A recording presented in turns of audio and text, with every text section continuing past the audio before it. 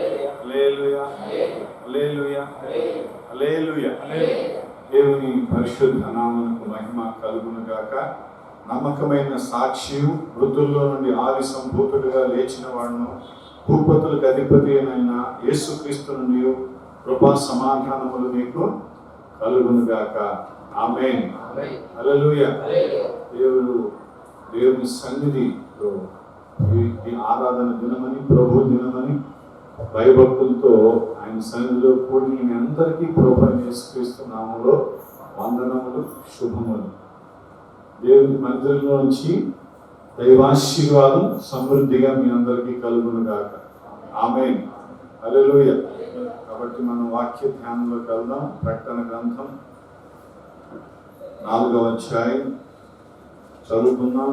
ఈరోజు వరుసలో 14వ వాక్యం, 3వ అధ్యాయం 14వ వాక్యం. సో సంఘాల్లో ఇది ఆఖరి సంఘం, 7వ సంఘం. లవోదికయలో ఉన్న సంఘపు దూతకు ఇలాగు వ్రాయను, ఆమేనను వాడును, నమ్మకమైన సత్యసాక్షి, దేవుని సృష్టికి ఆదియునైన వాడు చెప్పు సంగతులేమనగా, నీ క్రియలను నేను ఎరుగుదును, నీవు చల్లగానైను వెచ్చగానైను లేవు, నీవు చల్లగానైను వెచ్చగానైను ఉండిన మేలు, నీవు వెచ్చగానైను చల్లగానైను ఉండక నువ్వెచ్చగా ఉన్నావు గనుక నేను నిన్ను నా నోట నుండి ఉమ్మివేయి ఉద్దేశించుచున్నాను. నీవు దౌర్భాగ్యుడును, దిక్కుమాలిన వాడవును, దరిద్రుడును, గుడ్డివాడవును, దిగంబరుడైనావని ఎరుగక నేను ధనవంతుడును, ధనవృద్ధి చేసుకొని ఉన్నాను, నాకేమీ కొదవ లేదని చెప్పుకొనుచున్నావు. నీవు ధనవృద్ధి చేసుకున్నట్లు అగ్నిలో పుట్టువేయబడిన బంగారమును నీ దిశమూల సిగ్గు కనపడినట్లు ధరించుకున్నటకు తెల్లని వస్త్రములను నీకు దృష్టి కలుగునట్లు నీ కనులకు కాటుకొను నా యొద్ద కొనుమని నీకు బుద్ధి చెప్పుచున్నాను. నేను ప్రేమించు వారందరినీ గద్దించి శిక్షించుచున్నాను గనుక నీవు ఆసక్తి కలిగి మారుమనసు పొందుము. ఇదిగో నేను తలుపు యొద్ద నిలుచుండి తట్టుచున్నాను. ఎవడైనా నా స్వరం విని తలుపు తీసిన ఎడలా నేను అతని యొద్దకు వచ్చి అతనితో నాతో కూడా అతను భోజనం చేయను. నేను జయించి నా తండ్రితో కూడా ఆయన సింహాసనమును కూర్చుండి ఉన్న ప్రకారం జయించు అని నాతో కూడా నా సింహాసనమును కూర్చుండనిచ్చేదను. సంఘములతో ఆత్మ చెప్పుచున్న మాట చెవి గలవాడు వినుగాక. చెప్పండి, నేను చెప్తున్న మాటలు చివరి మాటలు. సంఘములతో ఆత్మ చెప్పుచున్న మాట చెవి గలవాడు వినుగాక. ఆమేన్.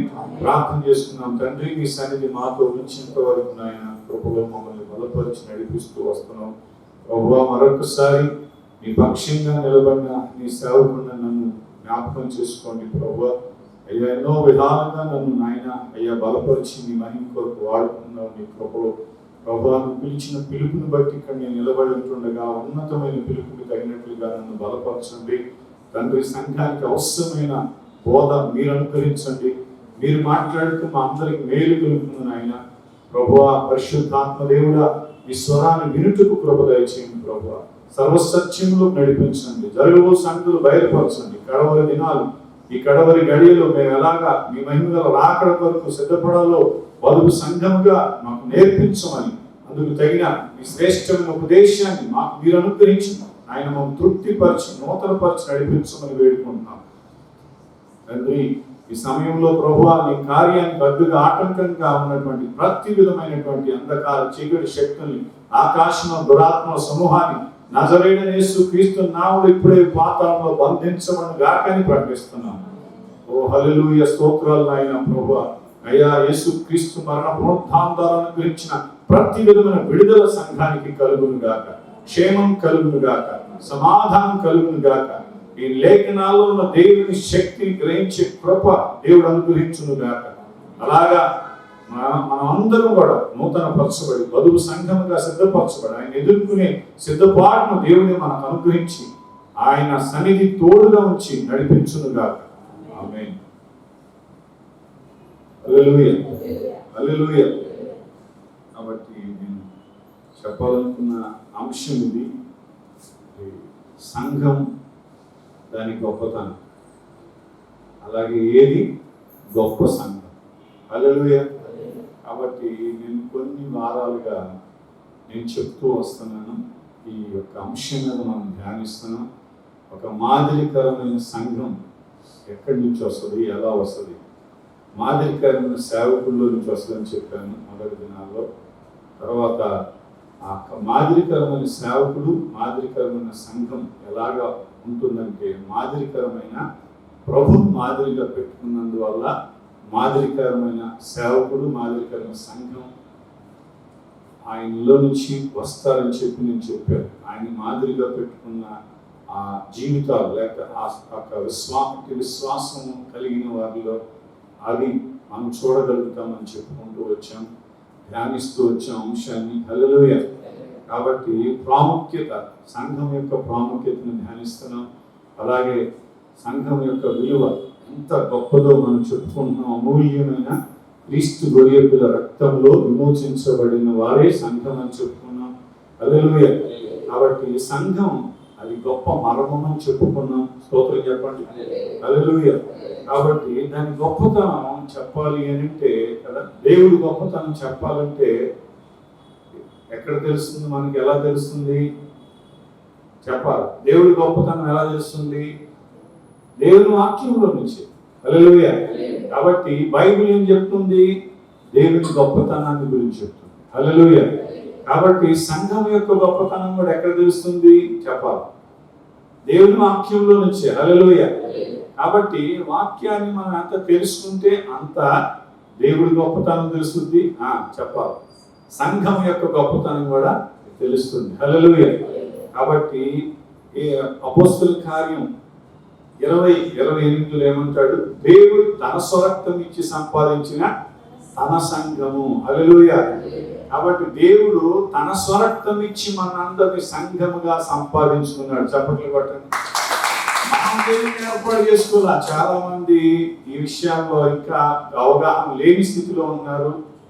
చాలా మంది విశ్వాసంలో తగ్గిపోవడానికి కారణం అదే. చివరి దినాల్లో మొదటి వారు కడపటి వారు మొదటి వారు ఎందుకు అయిపోతారంటే, వాళ్ళకి వాళ్ళుగా నిర్ణయాలు తీసుకుంటున్నారు, వాళ్ళకు వాళ్ళుగా ఆలోచిస్తున్నారు, వాళ్ళకు వాళ్ళుగా భక్తి చేస్తున్నారు.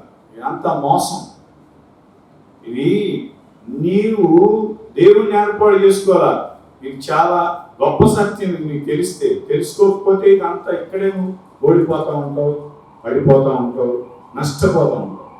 కాబట్టి యోహాను సువార్త 15వ అధ్యాయంలో మంచి మాటలు ఉంటాయి. అక్కడ మీరు నన్ను ఏర్పాటు చేసుకోవాలి కానీ నేనే మిమ్మల్ని ఏర్పాటు చేసుకున్నా అంటాడు. హల్లెలూయా.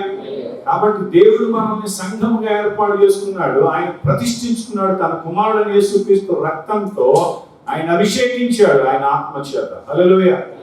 కాబట్టి మనందరినీ కూడా 7వ సంఘం గురించి చెప్పాలంటే చాలా ప్రాముఖ్యమైన విషయాలు ఇక్కడ దేవుడు రాయించాడు.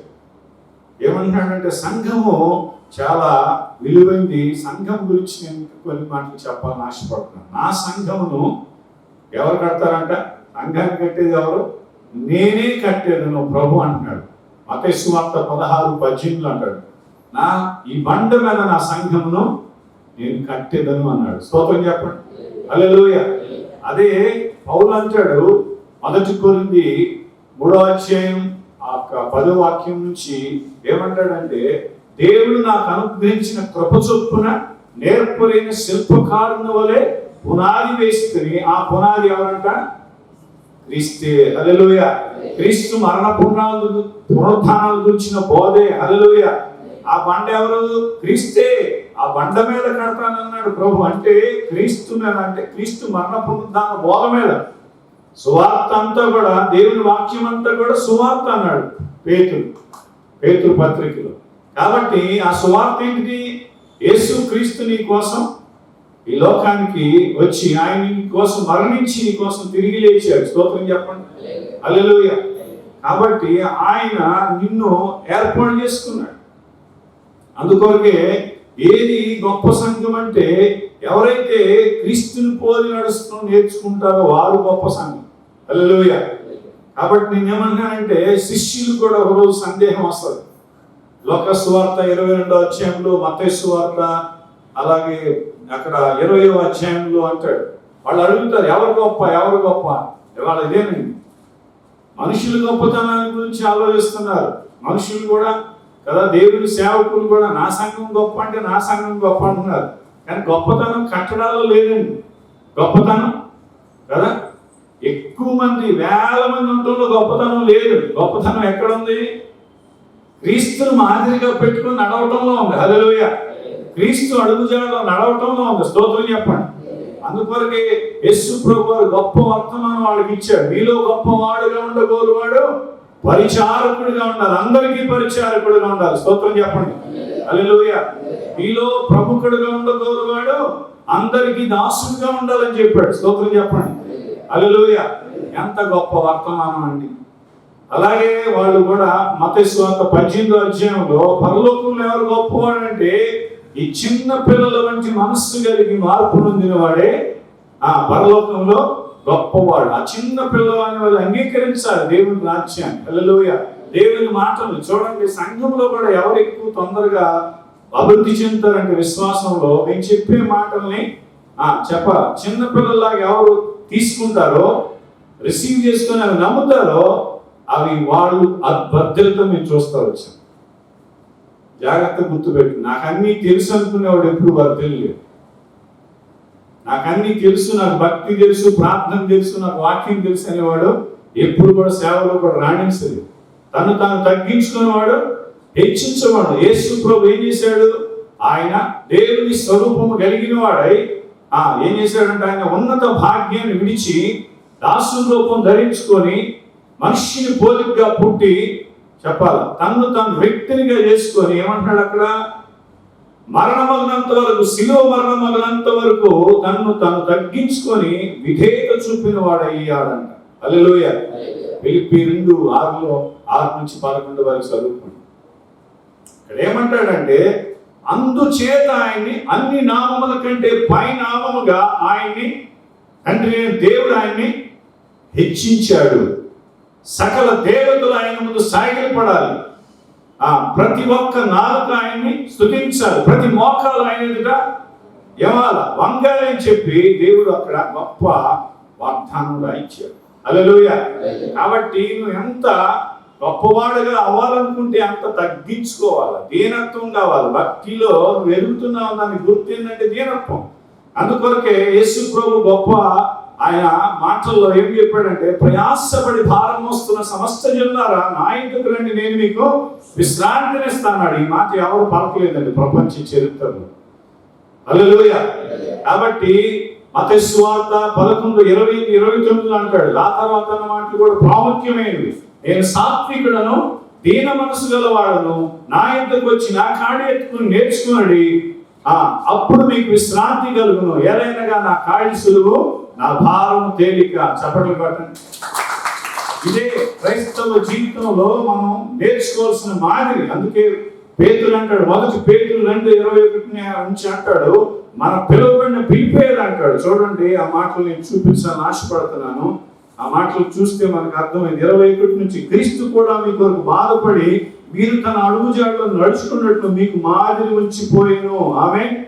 హల్లెలూయా. కాబట్టి ఆయన మాదిరి ఉంచి వెళ్ళాడు. ఆ తర్వాత విషయాలు కూడా ప్రాముఖ్యమైనవి. కాబట్టి మనందరినీ కూడా ఆయన అడుగుజాడలు మనకు మాదిరి. నేనే మార్గము సత్యము జీవనైనా చెప్పాడు. ఈ లోకానికి ఆయన తప్ప మాదిరి ఎవరు లేరు. ఈ లోకంలో పరిపూర్ణుడు ఎవరంటే ప్రభువైన యేసుక్రీస్తు తప్ప పరిపూర్ణుడు ఎవరు లేరు. ఈ లోకంలో బైబిల్ స్పష్టంగా తెలుస్తుంది, నీతిమంతుడు లేడు, ఒక్కడు లేడు.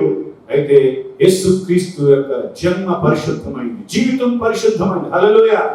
మనందరి కోసం ఆయన ఈ భూమి మీదకి మానవుడుగా వచ్చాడు. మన కోసం నిన్ను ప్రేమించి నన్ను ప్రేమించి మనందరిని ఆయన చేతులతో ప్రతి ఒక్కరిని రూపించుకున్న దేవుడని ఆయన జాలితో, ప్రేమతో, కరుణతో, దీర్ఘశాంతంతో, కనికరంతో ఆయన కదిలి ఈ భూమి మీదకి మానవుడుగా పరలోకాన్ని మహిమను విడిచి మనందరి కోసం వచ్చాడు. స్తోత్రం చెప్పండి. హల్లెలూయా.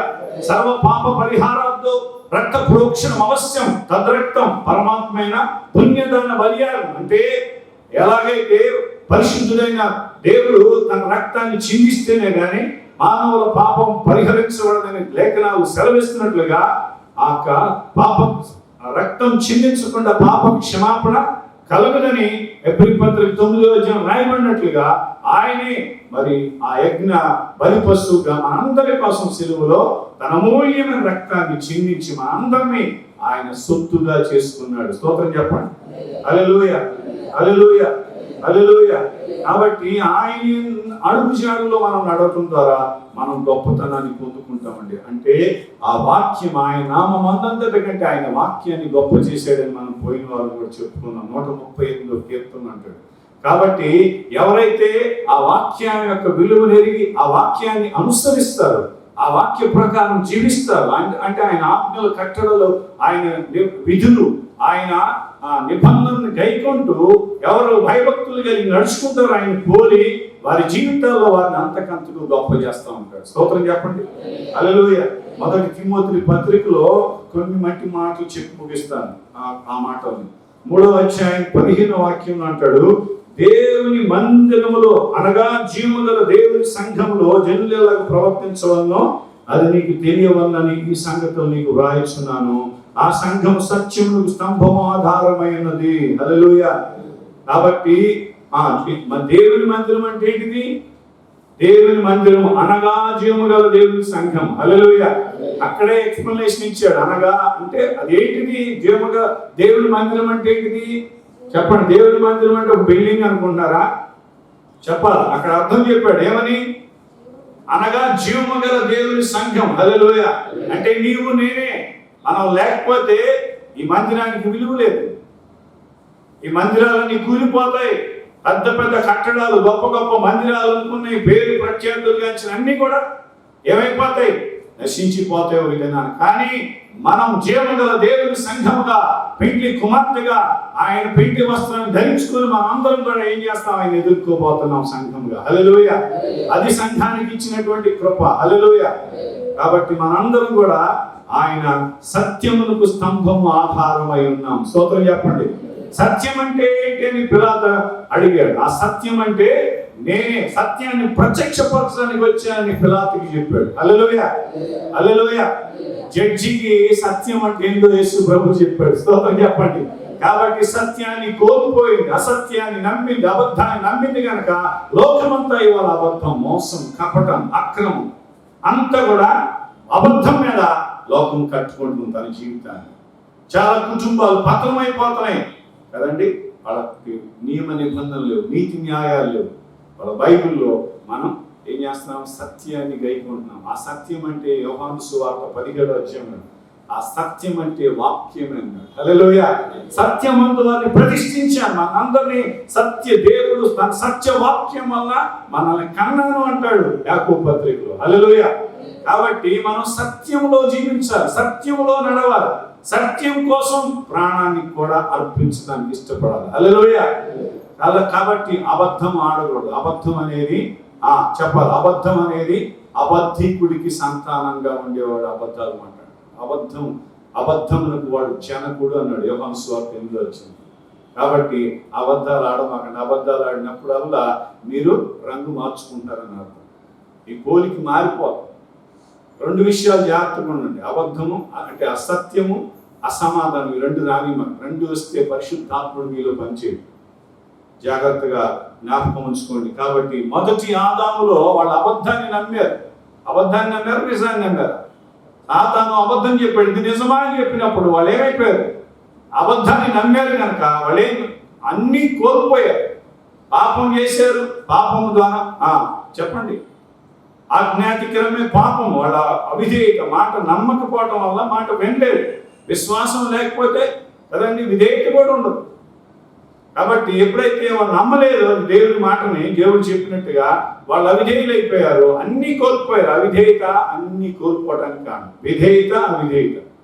విధేయులైన వారికే ఆశీర్వాదాలు, విధేయులైన వారికే దేవుని యొక్క ఆశీర్వాదాలు అన్నీ రాయబడం.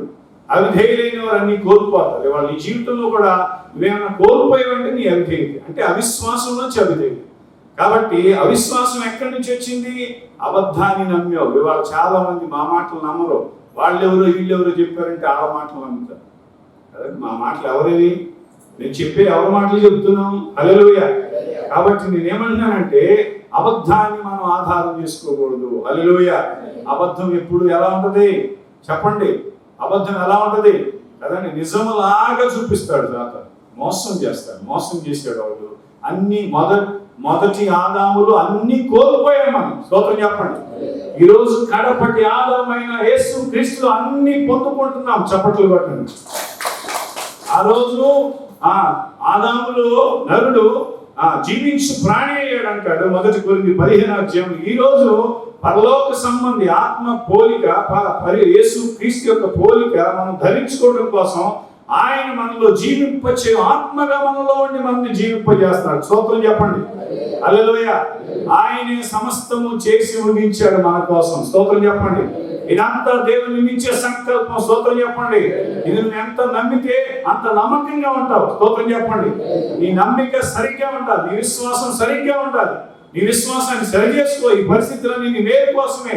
ఈ చివరి దినాల్లో నీ విశ్వాసం ఎలా ఉందో ఇప్పుడన్నా నువ్వు పరీక్షించుకోవడానికి ఇది చివరి గడియలని నేను చెప్తున్నాను. హల్లెలూయా. కాబట్టి మనుష్య కుమారుడు వచ్చినప్పుడు ఏం చేస్తారంటే అంచె దినాల్లో ఆ మనుష్య కుమారుడు రాకడలో భూమి మీద విశ్వాసం కనుగొందున అంటే మనుషులు దేవుడు మనలో విశ్వాసాన్ని కనుగొనలేదు. ఏ విశ్వాసం? పరలోకం వెళ్ళాలని చాలా మందికి అర్థం కావట్లా. భక్తి ఎందుకు చేస్తున్నారు కదండి? అవసరాల కోసమే భక్తి కాదండి. దాని తర్వాత ఏముంది? నిత్య జీవం ఉంది.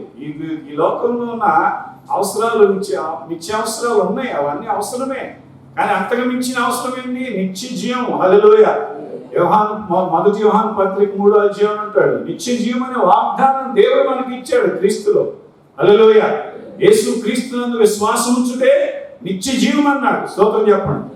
కాబట్టి నేను ముందుకు నడిపిస్తాను, ఇంకా ముందుకు తీసుకెళ్తాను.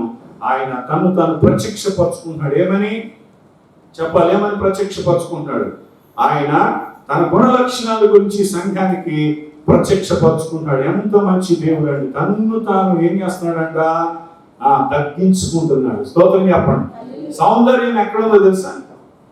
అందం ఎక్కడ ఉండదో తెలుసా? ఘనత ఎక్కడ ఉంటుందో తెలుసా? చెప్పండి. గొప్పతనం ఎక్కడ ఉంటుందో తెలుసా? తగ్గింపులో, హెచ్చింపులో లేదు. సాతాను హెచ్చించుకున్నాడు కనుక అక్కడి నుంచి తోసివేయబడు. నువ్వు కూడా హెచ్చించుకో, మాకు ఎప్పుడు కూడా తగ్గించుకో. హల్లెలూయా. ప్రభువు తను తాను మాదిరిగా చూపించాడు, తగ్గించుకున్నాడు. ఎంత నిన్ను ప్రేమించాడు అంత తగ్గించుకున్నాడు. కాబట్టి నీ దగ్గరికి వచ్చాడు. ఈరోజు ఆ సంఘాలకు 7 సంఘాలకు ఉపదేశం ఆయన ఉత్తరాలు, ప్రేమ ఉత్తరాలు పంపించి దేవుడు తన భక్తుని ద్వారా రాయించాడు ఈ మాటలన్నీ కూడా. ఈ రోజు అదే ఉపదేశం దేవుడు నీకు కూడా ఇస్తున్నాడు. స్తోత్రం చెప్పండి.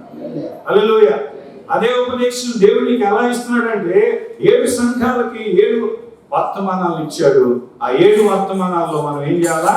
మనం ఏం చేయాలా? ఆయన గుణ లక్షణాలు మొదట చెప్పాడు, వాటిని జ్ఞాపకం చేసుకుందాం. హల్లెలూయా. హల్లెలూయా. స్తోత్రించెదము యేసుదేవుడా,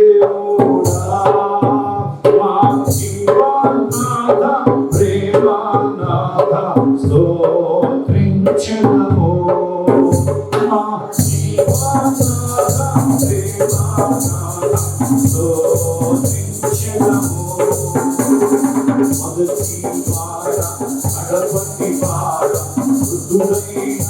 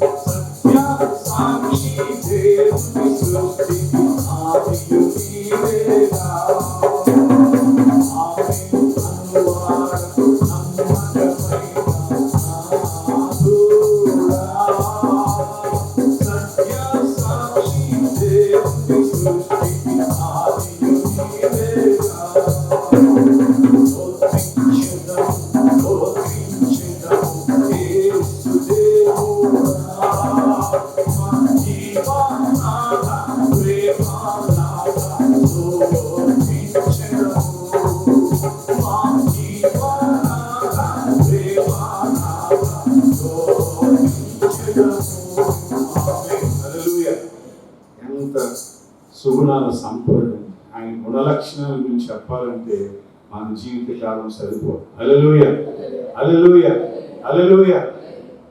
కాబట్టి దేవుడు మనలో మనల్ని ప్రేమిస్తున్నాడు. దేవుడు మనల్ని ప్రేమిస్తున్నాడు కనుక దేవుడు మనతో మాట్లాడుతున్నాడు. ఆయన పరిచయం చేసుకున్నాడు. ఏమని? ఆమేనను వాడు నమ్మకమైన సత్యసాక్షి, దేవుని సృష్టికి ఆది అయిన వాడు చెప్పు సంగతులు ఏమనగా. హల్లెలూయా, హల్లెలూయా.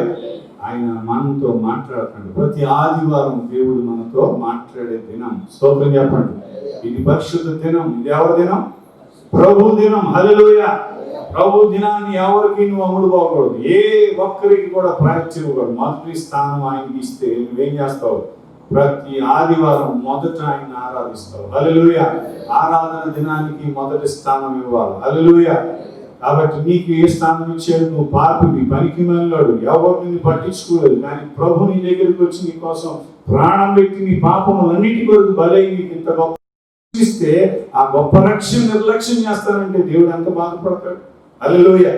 కాబట్టి ఆమేన్ అనువాడు, ఆమేన్ అని మొదలు పెట్టాడు. ఆమేన్ అనువాడు ఎంత ఆయన గురించి మనం చెప్పాలి అంటే 1 కొరింథీ 1:15 అక్కడ ఉంటాయి ఆ మాటలు. 1 కొరింథీ 1 క్షమించాలి, ఇక్కడ ఏమంటాడు? 1 కొరింథీ కదా, 2 కొరింథీ 1:20 ఉంటాయి ఆ మాటలు. నేను చదువుతాను చూడండి. దేవుని వాగ్దానం ఎన్నెన్నో అన్నీ క్రీస్తునందు అవునన్నట్టుగానే ఉన్నది గనుక మన ద్వారా దేవునికి మహిమ కలుగుటకని ఆయన వల్ల నిత్యములై ఉన్నవి. ఆమేన్, హల్లెలూయా, హల్లెలూయా. కాబట్టి ఇక్కడ కింద ఏమంటాడు? ఆమేన్ అంటే అక్కడ నిత్యములైనవి అంటే ఆమేన్ అని ఉన్నది. ఫుట్ నోట్ లో కింద చూసుకోండి. రెండవ మాట ఆమేన్ అంటే అర్థమైంది. ఇక్కడ కింద ఆమేన్ అని రాశాడు, పైన అవి ఆయన వల్ల నిత్యముగా జరుగును. హల్లెలూయా. దేవుడు నీకేం చెప్పాడో అవన్నీ నిత్యంగా నెరవేరుస్తాడు. క్రీస్తునందు దేవుని వాగ్దానాలు ఎలా ఉన్నాయంట?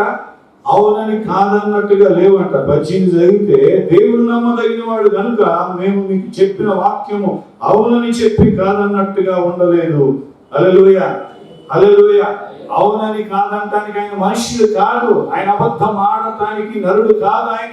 ఆయన పశ్చాత్తాపడ్డు. ఆయన ఏం చెప్పాడో జరిగిస్తాడు. స్తోత్రం చెప్పండి. హల్లెలూయా. ఆయన నోట నుంచి వచ్చిన ఏ మాట నిష్ఫలం కానేది అంటాడు. స్తోత్రం చెప్పండి. ఆమేన్ అన్నవాడు అంటే అర్థమైందా? నిశ్చయముగా జరిగించేవాడు. భూమి ఆకాశములు గతించినా నా మాటల్లో పూర్ణైన సొన్నైన తప్పిపోకుండా జరుగుతాయి అన్నాడు. స్తోత్రం చెప్పండి. హల్లెలూయా.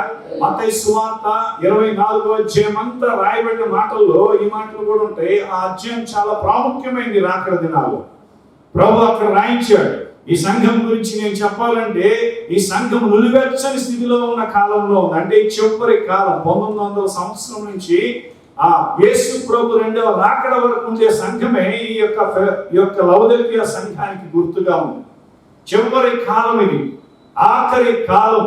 ఆమేన్ అన్నవాడు ఆది అంతమైన వాడు. హల్లెలూయా, హల్లెలూయా. అల్ఫా ఒమేగా అయినవాడు ఆయన. కాబట్టి ఆయన మొదటివాడు, కడపటివాడు కనుక ఆయన ఈ ఆఖరి సంఘం, ఈ ఆఖరి సంఘంలో మనం ఉన్నాం. కాబట్టి మనం ఏం చేయాలా? ఆయన మాటల్ని నమ్మాలి. హల్లెలూయా. ఆయన నిశ్చయముగా 24వ అధ్యాయం అంతా చూస్తే ఈ ఆఖరి దినాల్లో ఆయన త్వరగా వస్తానని చెప్పాడు. అనుకోనని గడియలో వస్తానని చెప్పాడు. ఇదే గడియ ఇది కడవరి కాలం అని దేవుని ప్రవక్తలు ప్రవచించారు. ఇది కడవరి గడియ అని నేను చెప్తున్నాను. హల్లెలూయా. కడవరి గడియ ఇంకా రాలేదనుకో, మాకు ఇది కడవరి గడియ. హల్లెలూయా. కాబట్టి ఈ గడియలో మనకు దేవుడు వాగ్దానం ఏం చెప్పాడంటే, ప్రకటన గ్రంథం 3:7 ఏమంటాడంటే, 3:9 అక్కడే మనం చదువుకున్నాం. ఆ పైన భాగంలో సర్వలోకానికి కదండి, ఇక్కడ ఏమంటున్నాడు? ఆ వాగ్దానం చదవండి. లోకమంతటికి వచ్చేటువంటి శోధన కాలంలో చూడండి 10వ వాక్యంలో 3:10 ప్రకటన గ్రంథం, మీరు నా ఓర్పు విషయమైన వాక్యమును కైకొంటివి కనుక భూలోక నివాసమును శోధించుటకు లోకమంతటి మీదకి రాబో శోధన కాలంలో నేను నిన్ను కాపాడదును. హల్లెలూయా. ఇది నమ్మాలి. మనం కాపాడుతాడు. లోకం మీదకి తెగుళ్ళు వస్తాయని అప్పటి నుంచి ఇప్పటి వరకు రావట్లేదా? ఆది నుండి జరగట్లేదా? ఆయన తీర్పులు భూమి మీద తేటగా కనపడతలేదా? అబ్రహాం టైంలో రాలేదా ఆయన తీర్పు భూమి మీదకి? ఇస్రాయేలీతనాన్ని బట్టి ఈరోజు ఈ పరిస్థితుల ద్వారా అనేక రకాలుగా ఆనాటి నుంచి ఈనాటి వరకు దేవుని తీర్పును మనం చూస్తా ఉన్నాం. హల్లెలూయా. కాబట్టి ఈ కాలంలో దేవుడు మనకేం వాగ్దానం చేశాడు? నేను శోధన కాలంలో చెప్పాలి మిమ్మల్ని కాపాడుతాను. ఆమేన్. నమ్ముతున్నావా? ఈ వాగ్దానం నమ్మాలి. దేవుని నమ్మితే ఏం చేయాలా? దేవుని వాక్యాన్ని కూడా నమ్మాలి. అది అవునని కాదందో, అది అవునంటే అవునన్నట్టుగానే ఉంటుంది. హల్లెలూయా. కాబట్టి అది జరుగును కాకంటే జరుగుతుందంటే దేవుని వాక్యం ఎప్పుడు కూడా అది నిష్ఫలము కానేరు. ఆయన ఏమంటాడు? ఆయన నోటి నుంచి వచ్చిన ఏ వచనం కూడా నిష్ఫలముగా వెనక్కి వెళ్ళదు. హల్లెలూయా. అది కార్యం చేసే వరకు పని చేస్తుందంటాడు. కాబట్టి నేను ఒక మాట చూపిస్తాను. ఈ చివరి దినాల్లో ఇప్పుడు జరుగుతుందంట, రాయబడకుండా ఏమి జరగట్లేదు, రాయబడిన మాటల్లో మనకు అర్థం అవుతుంది అనే దానికి చెప్తున్నాను. 18వ అధ్యాయం అదే ప్రకటన గ్రంథం 7వ వాక్యం. అందుచేత ఒక్క దినమునే దాని తెగుళ్ళు అనగా మరణమును దుఃఖమును కరువును వచ్చును, దానికి తీర్పు తీర్చున్న దేవుడైన ప్రభువు బలిష్ఠుడు కనుక అది అగ్ని చేత బొత్తిగా కాల్చివేయబడిన. అంటే ఇక్కడ రాయబడిన సందర్భం వేరే కావచ్చు, కానీ ఇప్పుడు ఈ తెగులు ద్వారా ఏమొస్తుందండి? ఎంత వేదనండి, చెప్పాలి ఎంత వేదన ఈ తెగులు తర్వాత. ఈ తెగులు అంటే ఏం రాశాడు కింద చూడండి, దెబ్బలు అని రాశాడు 2వ దాన్ని. కాబట్టి దీని ద్వారా ఏమొస్తుందంట? అక్కడే రాశాడు కదా, ఏం చదువుతున్నారు? మరణం వస్తుంది ఈ తెగులు ద్వారా, ఇంకా దుఃఖం వస్తుంది, ఇంకా కరువు వస్తుంది. వచ్చిందా రాలేదా? ఎంతమంది మరణిస్తున్నారు ఈ తెగులు ద్వారా కదండి. ఎంత గొప్ప కీడండి ప్రపంచానికి. ఎంతమంది ప్రార్థన చేస్తున్నాం. హల్లెలూయా. కాబట్టి ఎంతో కాపాడుతామన్నాడు. ఎంతో మంది నశించిపోవాల్సిన పరిస్థితుల్లో దేవుని సన్నిధిలో చేసే ప్రతి ప్రార్థన దేవుడు వింటున్నాడు. హల్లెలూయా. హల్లెలూయా. మోషే అహరోను చేసే ప్రార్థన చచ్చిన వారికి బ్రతికిన వారికి మధ్యలో అడ్డుపడి ఆ తెగులు ఆపివేసిందంట. ఈరోజు తెగులు విస్తరించకుండా ఎంతో మనం ప్రార్థన చేస్తాం చివరి దినాల్లో. ఆయన కృపను వేడుకుంటున్నాం. హల్లెలూయా. కాబట్టి నేనేమంటానంటే ఈ యొక్క చివరి దినాలు ఇవి అంచె దినాల్లో అపాయకరమైన కాలంలో వచ్చున్నాడు. కాబట్టి ఈ అపాయకరమైన కాలంలో ఇంకా మనం మెలకువగా ఏం చేయాలా? ప్రార్థించే వాగ్దానాలు నమ్మాలి. నిశ్చయముగా నిన్ను కాపాడువాడు కొనుగోడు నిద్రపోడు. హల్లెలూయా. కాబట్టి నేను ఎన్నో వాగ్దానాలు, బైబిల్లో ఉన్న వాగ్దానాలన్నింటినీ కూడా మనం ఏం చేయాలా? నమ్మాలి. హల్లెలూయా. వాటిని మనం ఏం చేయాలి? నమ్మినప్పుడు మనం ఏం చేస్తాం? వాటిలో ఉన్న ఆశీర్వాదాలు మనం అనుభవిస్తాం. స్తోత్రం చెప్పండి. కాబట్టి ఇంకేమంటున్నాడంటే నమ్మకమైన సత్య సాక్షి. స్తోత్రం చెప్పండి.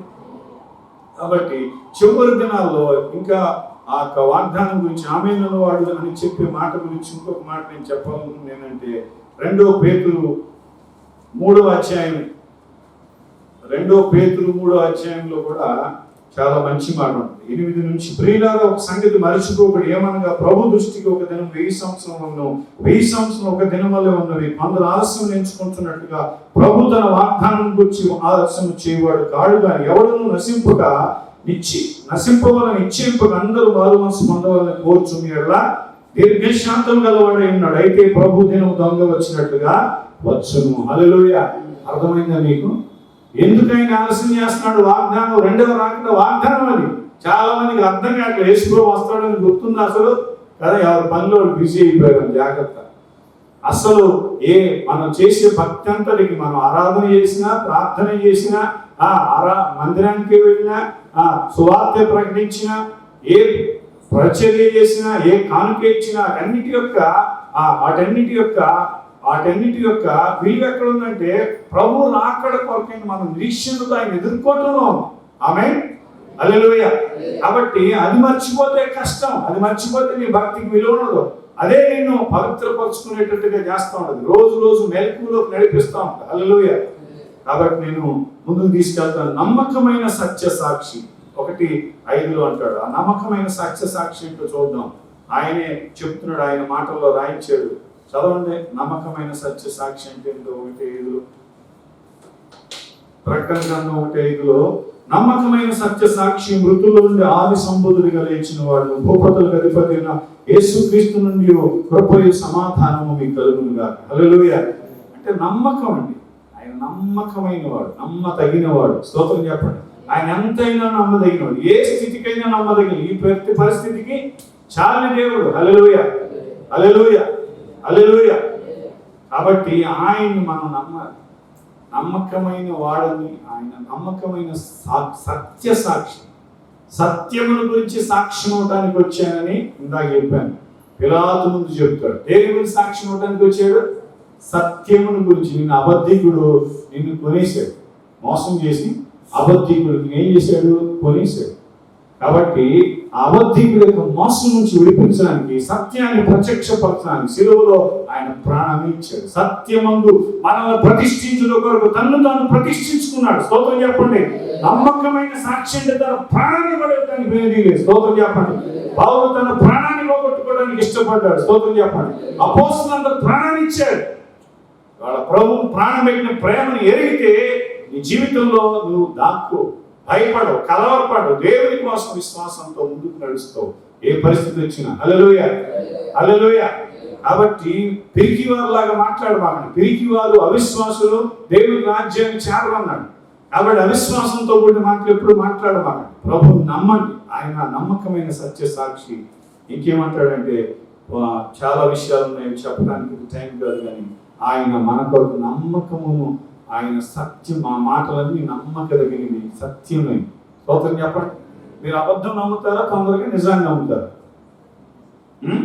మనిషి తొందరగా అబద్ధం నమ్ముతాడండి. తెలుసా మీకు?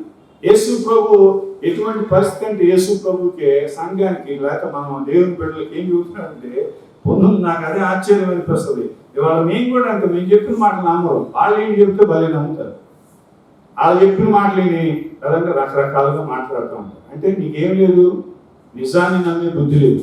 నీలో ఏముంది? అబద్ధాన్ని నమ్మే బుద్ధి ఉంది. అంటే అజ్ఞానం ఉంది నీలో, ఇంకా ఎదగని స్థితి ఉంది. హల్లెలూయా. కాబట్టి నేనేమన్నా అంటే 19వ అధ్యాయం ప్రకటన గ్రంథంలో 2వ వాక్యం, ఆయన తీర్పులు సత్యములు న్యాయములైన అంటాడు. 11వ వాక్యంలో ఏమంటాడంటే, నమ్మకమైన వాళ్ళను సత్యవంతుడును అను నామము గలవాడంట ఆయన. హల్లెలూయా. అలాగే 22వ అధ్యాయం ప్రకటన గ్రంథం 6వ వాక్యంలో అంటాడు, ఈ మాటలు నమ్మకములు సత్యములై ఉన్నవి. స్తోత్రం చెప్పండి. దేవుడు చెప్పుకున్నాడు, ఈ మాటలు సత్యము, నమ్మండి. మేము కూడా చెప్తా ఉంటాం, మా మాటలు నమ్మండి అంటే నమ్ముతారా? కదండి, అవునా కదా? మన పిల్లలు మన మాటలు వింటారు. ఎవరి మాటలు వింటారు కదా? దారిని పోయి మాటలు బాగా వింటారు. అవునా? చెడగొట్టే వాళ్ళ మాటలు వింటారు. ఎందుకు? అబద్ధం ప్రీతికరంగా. అబద్ధం ఇష్టం, మాకు నిజం ఇష్టం కాదు. నిజాన్ని నమ్మాలి. హల్లెలూయా. వాక్యమే నిజం, వాక్యమే సత్యం. హల్లెలూయా. ఆ వాక్యములో ఉన్న దేవుడి సత్యం. స్తోత్రం చెప్పండి. హల్లెలూయా. లోకమంతా అబద్ధముతో, అక్రమముతో నిండుకొని ఉన్నట్టు బైబిల్ క్లియర్. దుర్నీతితో నిండుకొని ఉంది. హల్లెలూయా. పాపముతో నిండుకొని ఉంది. కాబట్టి ప్రభు సత్యవంతుడు. ఇంకేమంటాడంటే, మన జీవితాల్లో ఆయన చివరి మాట ఏమంటాడు అక్కడ, దేవుని సృష్టికి ఆది అయిన వాడు. హల్లెలూయా, హల్లెలూయా, హల్లెలూయా. కొలస్సీ 1వ అధ్యాయం చదవండి ఆ మాటలు. కొలస్సీ 1వ అధ్యాయం చాలా మంచి మాటలు. అవి కూడా నేను అంతకుముందు కూడా చదివించాను మీకు. కొలస్సీ రాసిన పత్రిక 1వ అధ్యాయం 15 నుంచి చదివితే, ఆయన దృశ్య దేవుని స్వరూపి, సర్వ సృష్టికి ఆది సంబుద్ధుడైనాడు. ఏదైనా ఆకాశమందున్నవి, భూమి అందున్నవి, దృశ్యమైనవి కానీ అదృశ్యమైనవి కానీ, అవి సింహాసనములను, ప్రభుత్వములను, ప్రధానమైన అధికారములను, సర్వమును ఆయన యందు సృజించబడును. సర్వమును ఆయన ద్వారా, ఆయన బట్టి సృజించబడును. ఆయన అన్నిటికంటే ముందుగా ఉన్నవాడు. ఆయనే సమస్తమునకు ఆధారభూతుడు. సంఘమును, శరీరమునకు ఆయన శిరస్సు. హల్లెలూయా. ఆయనకు అన్నిట్లో ప్రాముఖ్యము కలుగు నిమిత్తము ఆయన ఆది అయ్యుండి మృతుల్లో లేచుటలో ఆది సంపూర్ణుడు. ఆయన చప్పట్లు కొట్టండి. హల్లెలూయా. మృతిని గెలిచి తిరిగి లేచిన వాడు, మృతుల్లో నుంచి లేచిన వాడు కూడా, లేచిన వారిలో ఆయన మొదటివాడు, ప్రథమ ఫలముగా లేచిన వాడు. రేపు మనలో కూడా మృతుల్లో నుంచి, మరణం నుంచి లేపేవాడు. హల్లెలూయా. పునరుద్ధానం ఇచ్చేవాడు. స్తోత్రం చెప్పండి. హల్లెలూయా. కాబట్టి ఆయన సంఘములకు శిరస్సు అయి ఉన్నాడు. ఈరోజు పరలోకంలో తండ్రి కుడి పాసున్నాడు. ఈరోజు మనతో కూడా ఉన్నాడు. స్తోత్రం చెప్పండి. హల్లెలూయా. మనకు శిరస్సు అయి ఉన్నాడు. మనం ఆయన అధికారం కింద. అన్నింటిలో ప్రాముఖ్యం ఎవరికి ఇవ్వాలా? చెప్పాలి, యేసయ్యకి ఇవ్వాలి. హల్లెలూయా. ఆయన అధికారంలో నడవాలి. ఆది ఏమంటున్నాడు? సృష్టికి ఆది అయిన వాడు, సమస్తమునకు ఆది ఆయనే. ఆది యందు వాక్యం ఉండెను, వాక్యము దేవుని వద్ద ఉండెను, వాక్యము దేవుడై ఉండెను. స్తోత్రం చెప్పండి. హల్లెలూయా. ఆ వాక్యమే శరీరధారిగా కృపా సత్య సంపూర్ణుడిగా మన మధ్యలో నివసించడానికైనా దిగి వచ్చాను. హల్లెలూయా. ఎంత గొప్ప దేవుడండి, ఎంత గొప్ప కృపను మనకి ఇచ్చాడు, ఎంత గొప్ప సత్యాన్ని మనకు బయలుపరిచాడు. మనమందరం పాపులమని లేఖనం చదివిస్తూ ఉంది. ధర్మశాస్త్రం మన పాపాన్ని మనకు చూపిస్తుంది. అయితే ప్రభు కృప మన అడ్డుపడి మనం ఏం చేస్తుంటే మరణం నుంచి, ఆ పాపమునికి వచ్చే శిక్ష, పాపమునికి వచ్చే జీతం మరణం, ఆ మరణం నుంచి విడిపిస్తూ ఉంది. ఆయన కృపావరం నిత్య జీవముగా మనకు అనుగ్రహించబడ్డాడు యేసుక్రీస్తు. హల్లెలూయా, హల్లెలూయా. కాబట్టి నేను ముందుకు తీసుకెళ్తాను. ఈ సంఘం చాలా భయంకరమైన స్థితిలో చివరి దినాల్లో ఉన్న సంఘానికి కదా గుర్తుగా ఉంది. ఆ రోజు ఆ సంఘం గురించి రాసిన దేవుడు ఈరోజు ఈ స్థితిలో, ఈ చివరి దినాల్లో చివరి సంఘం, ఇది చాలా భయంకరమైన దినాల్లో ఉన్నాం. మనం చూసుకొని కావాలండి కదండి. వాళ్ళ ఎవరికి వారే, ఎవరి స్వార్థం వాడదే, ఎవరి పని వాడదే. అవునా? ఎవరి డబ్బులు చెప్పాలా? ఎవరి డబ్బులు వాళ్ళయే. అవునా కాదా? చెప్పరేంటండి? తిమోతికి రాసిన 2వ పత్రిక 3వ అధ్యాయం 1వ వాక్యాలన్నీ ఉంటాయి. అవే ఇక్కడ రాశారు. ఈ వాక్యం చదివిన తర్వాత చదివిస్తాం. ప్రకటన గ్రంథంలో ఆ సంఘం యొక్క స్థితి మొదటగా రాస్తున్నాడు. మొదట ఆ సంఘానికి తప్పు ఉందని తెలియపరుస్తున్నాడు. నీ క్రియలను నిలుగుతుంది, నీవు చల్లగానైనా వెచ్చగానైనా లేవు, నీవు చల్లగానైనా వెచ్చగానైనా ఉండిన వేరు, నీ వెచ్చగానైనా చల్లగానైనా ఉండక నువ్వెచ్చగా ఉన్నావు గనుక నేను నిన్ను నా నోట నుండి ఉమ్మివేయ ఉద్దేశించున్నాను. నీవు దౌర్భాగ్యులను, దిక్కుమాలినవాడను, దరిద్రుడు, గుడ్డివాడను, దిగంబడైన వారు ఎరుగక నేను ధనవంతులను ధనవృద్ధి చేసుకుంటున్నాను, నాకేమి కొదవ లేదని చెప్పుకొనుచున్నావు. ఎంత భయంకరమైన స్థితి అండి ఇదంతా. నిలువెచ్చని స్థితి అనేది చాలా చండాలం. నిలువెచ్చని నీళ్ళు ఎవరన్నా పోసుకుంటారా? చెప్పండి, అవునా కాదా? చెప్పరేంటే నిలువెచ్చని నీళ్ళు ఎవరన్నా పోసుకుంటారా? పోసుకోరు, ఇష్టపడరు. ఉంటే వెచ్చగా ఉందంటే ఉంటే దేవుళ్ళో ఉండు, సంఘంలో ఉండు దేవుని బట్టి, లేకపోతే లోకంలో ఉండు. నిలువెచ్చని స్థితి అంటే లోకమంతా కదా ఏమో పాపంతో నిన్ను, అక్రమంతో నిన్ను, లోక మర్యాదలు, లోక ఆశలు, ఇవన్నీ కూడా లోకం అంతా కూడా ఎలా ఉంది కదా? పాపముతో నిన్ను కదా. ఇక్కడంతా ఏమంటాడు? నేనేమంటున్నానంటే ఉంటే ఇక్కడ నీ క్రియలు నేను ఎరుగును. ఐ నో కదండి. దేవుడు తెలియక నీ గురించి ఎవరన్నా చెప్పాలా? చాలామంది నేను అప్పుడు ఇంతకు ముందు కూడా చెప్పాను, రిపోర్ట్స్ మీద రిపోర్ట్ చెబుతూ ఉంటారు. రిపోర్ట్స్ మాని దేవుడు అన్ని చూస్తున్నాడు. హల్లెలూయా. ఆయన కనపడిన సృష్టం ఏది లేదు. కాబట్టి నేను ఎరిగి ఉన్నాను, నువ్వు చల్లగానైనా వెచ్చగానైనా లేవు. ఎలా ఉన్నావు? నులివెచ్చగా ఉన్నావు. హల్లెలూయా, హల్లెలూయా. కాబట్టి నులివెచ్చని స్థితి ఉమ్మి వేసే స్థితి.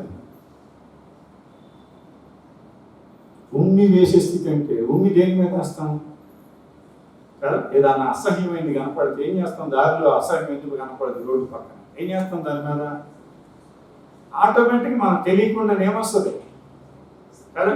నువ్వు అసహ్యంగా ఉంది నీ ప్రవర్తన. నువ్వు ప్రార్థన చేస్తావు, దేవుడు కావాలన్నా లోకం కావాలన్నా. పైకి భక్తి గల వారి వల్ల ఉండే దాని శక్తిని ఆశ్రయించిన వారిగా ఉంటున్నాం. 2వ తిమోతి 3వ అధ్యాయం 1 నుంచి 5 వరకు ఇవే ఉన్నాయి.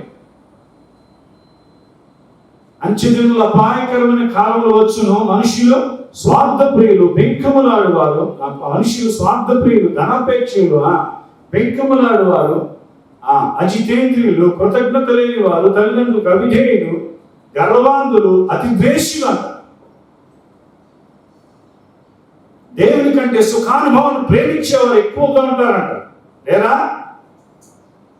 ఎంత సుఖాన్ని అనుభవిస్తున్నాడు మనిషి. లగ్జరీస్ పెరిగిపోయింది, ధన వృద్ధి పెరిగిన కానుంచి ఉద్యోగాల్లో, జీతాలు, వ్యాపారాల్లో ధనం సమృద్ధి అయిపోయింది.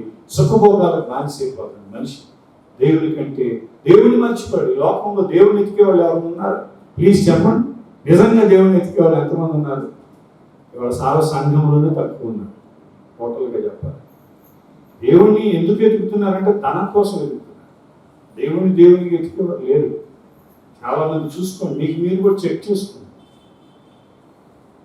ఒక మనిషిని ఇంకో మనిషి ఎందుకు ప్రేమిస్తున్నాడు తెలుసా? చెప్పండి.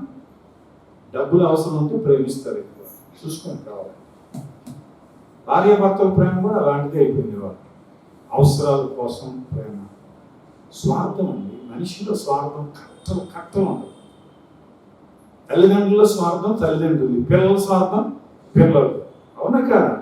వాళ్ళ దేవుణ్ణి నమ్ముకున్న వాళ్ళు ఒకటి ఎక్కువ పని చేస్తుంది. స్వార్థాన్ని విడిచిపెట్టకపోతే ప్రభు సాక్షిగా ఎలా జీవిస్తావు? ప్రభు ఎలా నిన్ను ఎందుకు ప్రత్యక్షపరుచుకుంటాడు? సిలువ మోసుకుంటూ వెళుతూ నువ్వు స్వార్థాన్ని ఏం చేయాలి? ఎప్పటికప్పుడు ఏం చేయాలి? విసర్జించాలి. హల్లెలూయా. కాబట్టి నేనేమంటున్నానంటే, అక్కడ లోకమంతా కూడా పాపము. అక్కడ ఏమంటాడు?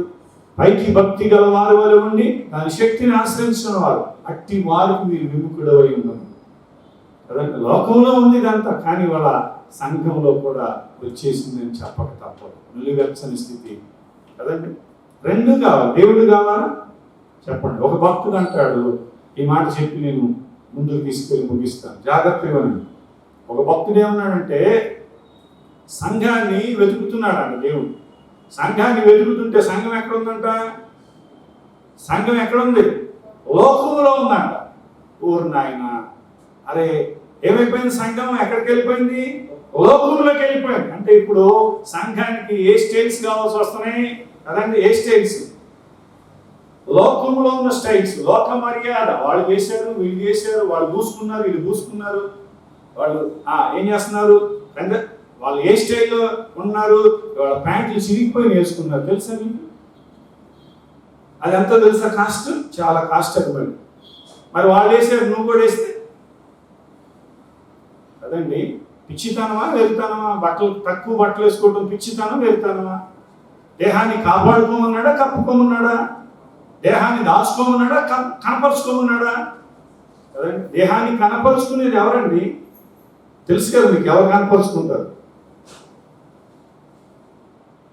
జాగ్రత్త. వధువు సంఘంలో ఉండాల్సిన నీవు ఎక్కడ లోక సంబంధమైనటువంటి మర్యాదలు, లోక సంబంధమైన పోకడలు, లోక సంబంధమైన నటన నీలోకి రాకూడదు. ఉంటే వధువుగానే ఉండాలి, వధువు సంఘంగా. లేకపోతే ఎలా ఉండాలి? లోకం అనేది శత్రుత్వం అన్నాడు దేవుడు. లోకాన్ని ప్రేమిస్తే ఏమన్నాడు? లోకాన్ని ఏమన్నాడు? ఇక్కడ అంటాడు కదండి యాకోబు పత్రికలో, లోక స్నేహము దేవునితో వైరం, వ్యభిచారులారా అన్నాడు. సంఘంలో ఉంటే వధువు సంఘముగా పరిశుద్ధాత్మను తీర్చిదిద్దుతాడు. లోకంలోకి వెళ్తే లోకంతో కలస్తానికి నువ్వు ఇష్టపడితే ఏమంటాడు? చెప్పరేంటండి? వ్యభిచారిని ధరిస్తే జాగ్రత్త. నటన పెరిగిపోతుంది, మేకప్లు పెరిగిపోతున్నాయి. ఇవన్నీ దేవుడి ముందు నడవవు.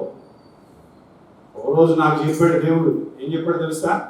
ఓ రోజు వ్యాపారం చేయటానికి, మొదటి దినాల్లో వ్యాపారం చేయడానికి ఎవరు ఆపర్చునిటీ ఇస్తే, సరే పార్ట్ టైం మళ్ళీ చేద్దాం, అదే ఇంకోటి చేద్దాం, ఇది అయిపోయింది, చేసేది అయిపోయింది, ఇంకోటి చేద్దామని బయలుదేరితే ఆ రోజు నాకు ఒక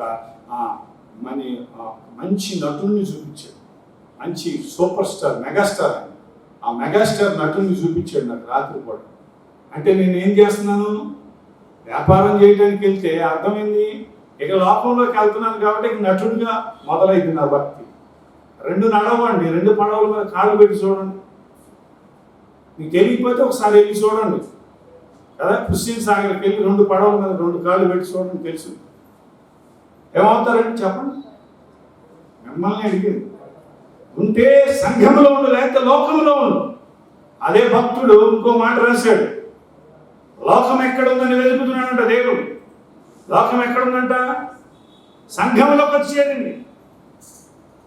జాగ్రత్త. కల్తీ భక్తి ఎక్కువైపోయింది, మోసకరమైన బోధలు ఎక్కువైపోయింది, స్వార్థంతో కూడిన బోధలు ఎక్కువైపోయినాయి, అవసరాల కోసం బోధలు ఎక్కువైపోయినాయి. ఇవాళ సేవకులు కూడా, సంఘ సేవకులు కూడా సరైన బోధ చేయట్లేదని నేను చెప్పగలుగుతున్నాను.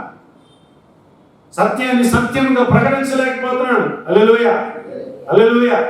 కాబట్టి మీరు ఆశీర్వదించబడతారంటే అదంటే అది ఏం బోధ? సరైన బోధ. దేనికోసం? ఇహలోక సంబంధమైన వాటి కోసమే నువ్వు భక్తి చేస్తే పరలోకానికి ఎక్కడికి చేస్తావు? ఆ మనసు లేకపోతే, పరలోకం కోసమైనా ఆ బోధ లేకపోతే. క్రీస్తు మరణించుట ఎంత సత్యమో, పునరుద్ధానుడై తిరిగి ఆయన తండ్రి కుడిపార్శ్వం నుండి ఆయన మహిమగల రాకడలో మనందరి కోసం ముందు రహస్య రాకడలో సంఘం కోసం రాబోతుంది కూడా అంతే సత్యం. హల్లెలూయా. మనందరినీ కూడా పెండ్లి కుమార్తెగా సిద్ధపరచుకొని తీసుకెళ్ళడం కూడా అంతే సత్యం. స్తోత్రం చెప్పండి. హల్లెలూయా. కాబట్టి నిన్ను వెచ్చని స్థితి ఉమ్మి వేసేదంట. కాబట్టి మనం వెచ్చగానంగా అంటే సంఘములో ఉంటే ఏం చేస్తాం? ఉజ్జీవంగా ఉంటాం. అంటే ఎలా ఉంటాం? సంఘములో ఉంటే ప్రార్థన ఉంటుంది, వాక్యం ఉంటుంది. సంఘ సహవాసంలో ఏది మంచి ఏది చెడో మనకు అర్థమవుతాం, ఉజ్జీవింపబడతాం. హల్లెలూయా. చల్లగా అంటే పూర్తిగా లోకంలో మనం చల్లగా ఉండకూడదు, ఉంటే వెచ్చగా అంటే సంఘంలో పూర్తిగా. వాళ్ళు చాలామంది అన్యత్ర కుటుంబాల నుంచి వచ్చిన వాళ్ళు చాలా ఎక్కువ పరీక్షలు ఉంటాయి. ఈ బంధువులు ఏం చేస్తారు కదండి, ఈ బంధువులు పీకులాడుతూ ఉంటారు. వీళ్ళు మనం ఏమవుతాము? వాళ్ళకి లోబడకూడదు. దేవుని సంబంధులు లోకానికి మీరు వేరుగా ఉండాలి. లోకం నన్ను ద్వేషించింది కనుక మిమ్మల్ని కూడా ద్వేషిస్తుంది. ఎందుకంటే వాళ్ళతో ఉండొద్దని దేవుడు చెప్పలేదు, కానీ వాళ్ళ వాటిలో మనం పాలు పంపులు పొందొద్దు అని చెప్పాడు. చాలామంది ఇక్కడ నష్టపోతున్నారు. జాగ్రత్త. దేవుడు దేన్ని ఒప్పుకోడు? చెప్పండి, దేన్ని ఒప్పుకోడు? తనకంటే దేవుని కంటే నువ్వు ఎవరిని ఎక్కువగా ప్రేమించిన ఒప్పుకోడు. నీ భర్త కంటే నువ్వు ఎవరిని ఎక్కువ ప్రేమించి అంటావు, నీ భర్త ఏం చేస్తాడు? ముద్దు పెట్టుకుంటాడా? చెప్పరేంటండి కదండి. భర్తకు వచ్చే కోపం ఎంతో తెలుసా? నరికి పడేస్తారు. సామెతల గ్రంథంలో. జాగ్రత్త. దేన్ని ఎక్కువగా ప్రేమించమన్నా? లోకాన్ని ఎక్కువ. లోకంలో ఉన్నదంతా శరీరాశ, నేత్రాశ, జీవపడము. సాతాను మూడింటిని చూసి నువ్వు మోసం చేస్తూ ఉంటాడు, అవిధేయుడిగా తీసుకెళ్తా ఉంటాడు, నులివెచ్చని స్థితిలో తీసుకెళ్తా ఉంటాడు. ఆ భ్రమలో నువ్వు పడకూడదు. లోకపు నటన గతించిపోయి తినాలంటాడు. స్తోత్రం చెప్పండి. హల్లెలూయా. కాబట్టి నేను ఇంకా ముందుకు తీసుకెళ్తాను. వాళ్ళ గురించి వాళ్ళు ఏమనుకుంటున్నారంటే, ఇటువంటి స్థితిలో ఉండి కూడా ఏమనుకుంటున్నారు వాళ్ళు? నేను ధన సమృద్ధి చేసుకున్నాను. ఏమనుకుంటున్నారు చెప్పండి? నీవు దౌర్భాగ్యుడు, దుఃఖమాల వాడు, దరిద్రుడు, గుడ్డివాడు, దిగంబరుడు ఉన్నావని ఎరుగక నేను ధనవృద్ధి చేసుకుని ఉన్నాను, నాకేమి కొదవలేదని చెప్పుకున్నాను. నాకు అన్ని బాగుంది. అవునా కాదు? ఎన్నో ఉన్నాయి నీకు కాదండి, అన్నీ ఉన్నాయి. ఇవాళ ధనం ఉంటే సరిపోయిద్దా? ఇవాళ ధనం నేను కాపాడుకున్నా లక్షలు పెట్టినా కదండి, ప్రాణం కాపాడబడుతుందా? చెప్పరేంటండి, ఎవరు మాట్లాడతారు? అది ధనాన్ని ఎందుకు నమ్ముకుంటావు? చాలా మంది ధనం అభివృద్ధి చెందే కొంది దేవుని బలాన్ని ఆశ్రయించే బదులు ధన బలాన్ని ఆశ్రయించారు. చాలా మంది నష్టపోయారు. సంఘంలో కూడా నేను చూస్తున్నాను. కొద్ది మంది కొంచెం చిన్నగా అభివృద్ధి చెందే వాళ్ళలో కూడా అతిశయం వస్తుంది. ఎందుకంటే డబ్బులు దేవుడు ఇచ్చాడు కంటే ముందుకున్నావు. మరి నువ్వు డబ్బును బట్టి అతిశయిస్తే నువ్వేమైతున్నావు? పడిపోయి పతనమైపోతున్నావు, గుడ్డేడు అయిపోతున్నావు, దౌర్భాగ్యులు అవుతున్నావు, దిగంబరుడుగా మారిపోతున్నావు. ఆ డబ్బు నీకు ఏం చేయాలా? కృతజ్ఞతా హృదయాన్ని పెంచాలా, దేవుడికి లోబడాలి. స్థిరపడిన తర్వాత రాజులందరూ మనసును గర్వించి పడిపోయారు. వాళ్ళ డబ్బు నీకు గర్వాన్ని తీసుకురాకూడదు, అది నీకు నష్టం. ధనవంతులైన వారు గర్విష్ఠులు కాకూడదంట ఈ భూమి మీద. అలా తిమోతి పత్రిక అంటాడు 6వ అధ్యాయం. కాబట్టి యేసు ప్రభు బోధల 6వ అధ్యాయంలో ఏమంటాడు? మత్తయి సువార్త, మీరు దేవుడినన్నా ప్రేమించాలి, స్త్రీనన్నా ప్రేమించాలి. దేవుడిని ప్రేమిస్తే స్త్రీని ద్వేషిస్తారు, స్త్రీని ప్రేమిస్తే, స్త్రీని అంటే డబ్బు అండి. వాహమంతా దేనికోసం పాకులాడుతుంది చెప్పండి? దేనికోసం పరిగెత్తుంది? డబ్బు కోసం. ఇది చేయాలి, అది చేయాలి, అక్కడికి వెళ్ళాలి, ఇక్కడికి వెళ్ళాలి. ఇంక వెళ్తారా? వీసా ఇచ్చినా అమెరికా వెళ్తారు ఎవరన్నా? వీసా ఇచ్చినా ఏమన్నా అంటారు. ఎందుకో తెలుసా? ఈ పరిస్థితి అలా మారిపోయింది. మొత్తం ప్రపంచం యొక్క చరిత్ర మార్చేసింది. జాగ్రత్త. ప్రభు రాకడికి గుర్తు. భూకంపాలు, యుద్ధాలు, తెగుళ్ళు, కరువులు, ఇవన్నీ ఇక కదండి. దేవుని రాకడ సమీపం ఉంది కనుక అవన్నీ సూచనలుగా ఆయన చెప్పినవన్నీ జరుగుతున్నాయి. నువ్వు భయపడమాక. నువ్వేం చేయాలి? ధైర్యంతో తలలో పైకెత్తుకొని ప్రభు రాకడ సమీపమైంది, నీ విడుదల సమీపమైందని గుర్తు పెట్టుకుని ధైర్యం తెచ్చుకో. ఆమేన్. హల్లెలూయా. లోకమంతా భయం, చెవి, కలవరంతో ఉంటుంది అన్నాడు దేవుడు. వాక్యంలో రాజకీయంగా నేను చెప్పేది. కాబట్టి నువ్వేం చేయాలా? అటువంటి స్థితి నుంచి విడిపించుకోవాలి. అదంటే దేవుడి మాట విన్నప్పుడు, పాపం చేసినప్పుడు ఏమైపోయారు? ఆదాము అవ్వలు దిగంబరులు అయిపోయారు. వాడు దేవుడి మాట విన్నప్పుడల్లా నువ్వు ఏం చేస్తున్నావు? లోకంలో వద్దు, ఆచారం లోక ఆ మర్యాదలు వద్దన్నప్పుడల్లా కదండి, నువ్వు చేసినప్పుడల్లా దిగంబరత్వం నీలో కనపడదు. నీ దౌర్భాగ్య, ఆత్మీయ దౌర్భాగ్య స్థితిని, ఆత్మీయ అంధత్వాన్ని చూపిస్తున్నావు.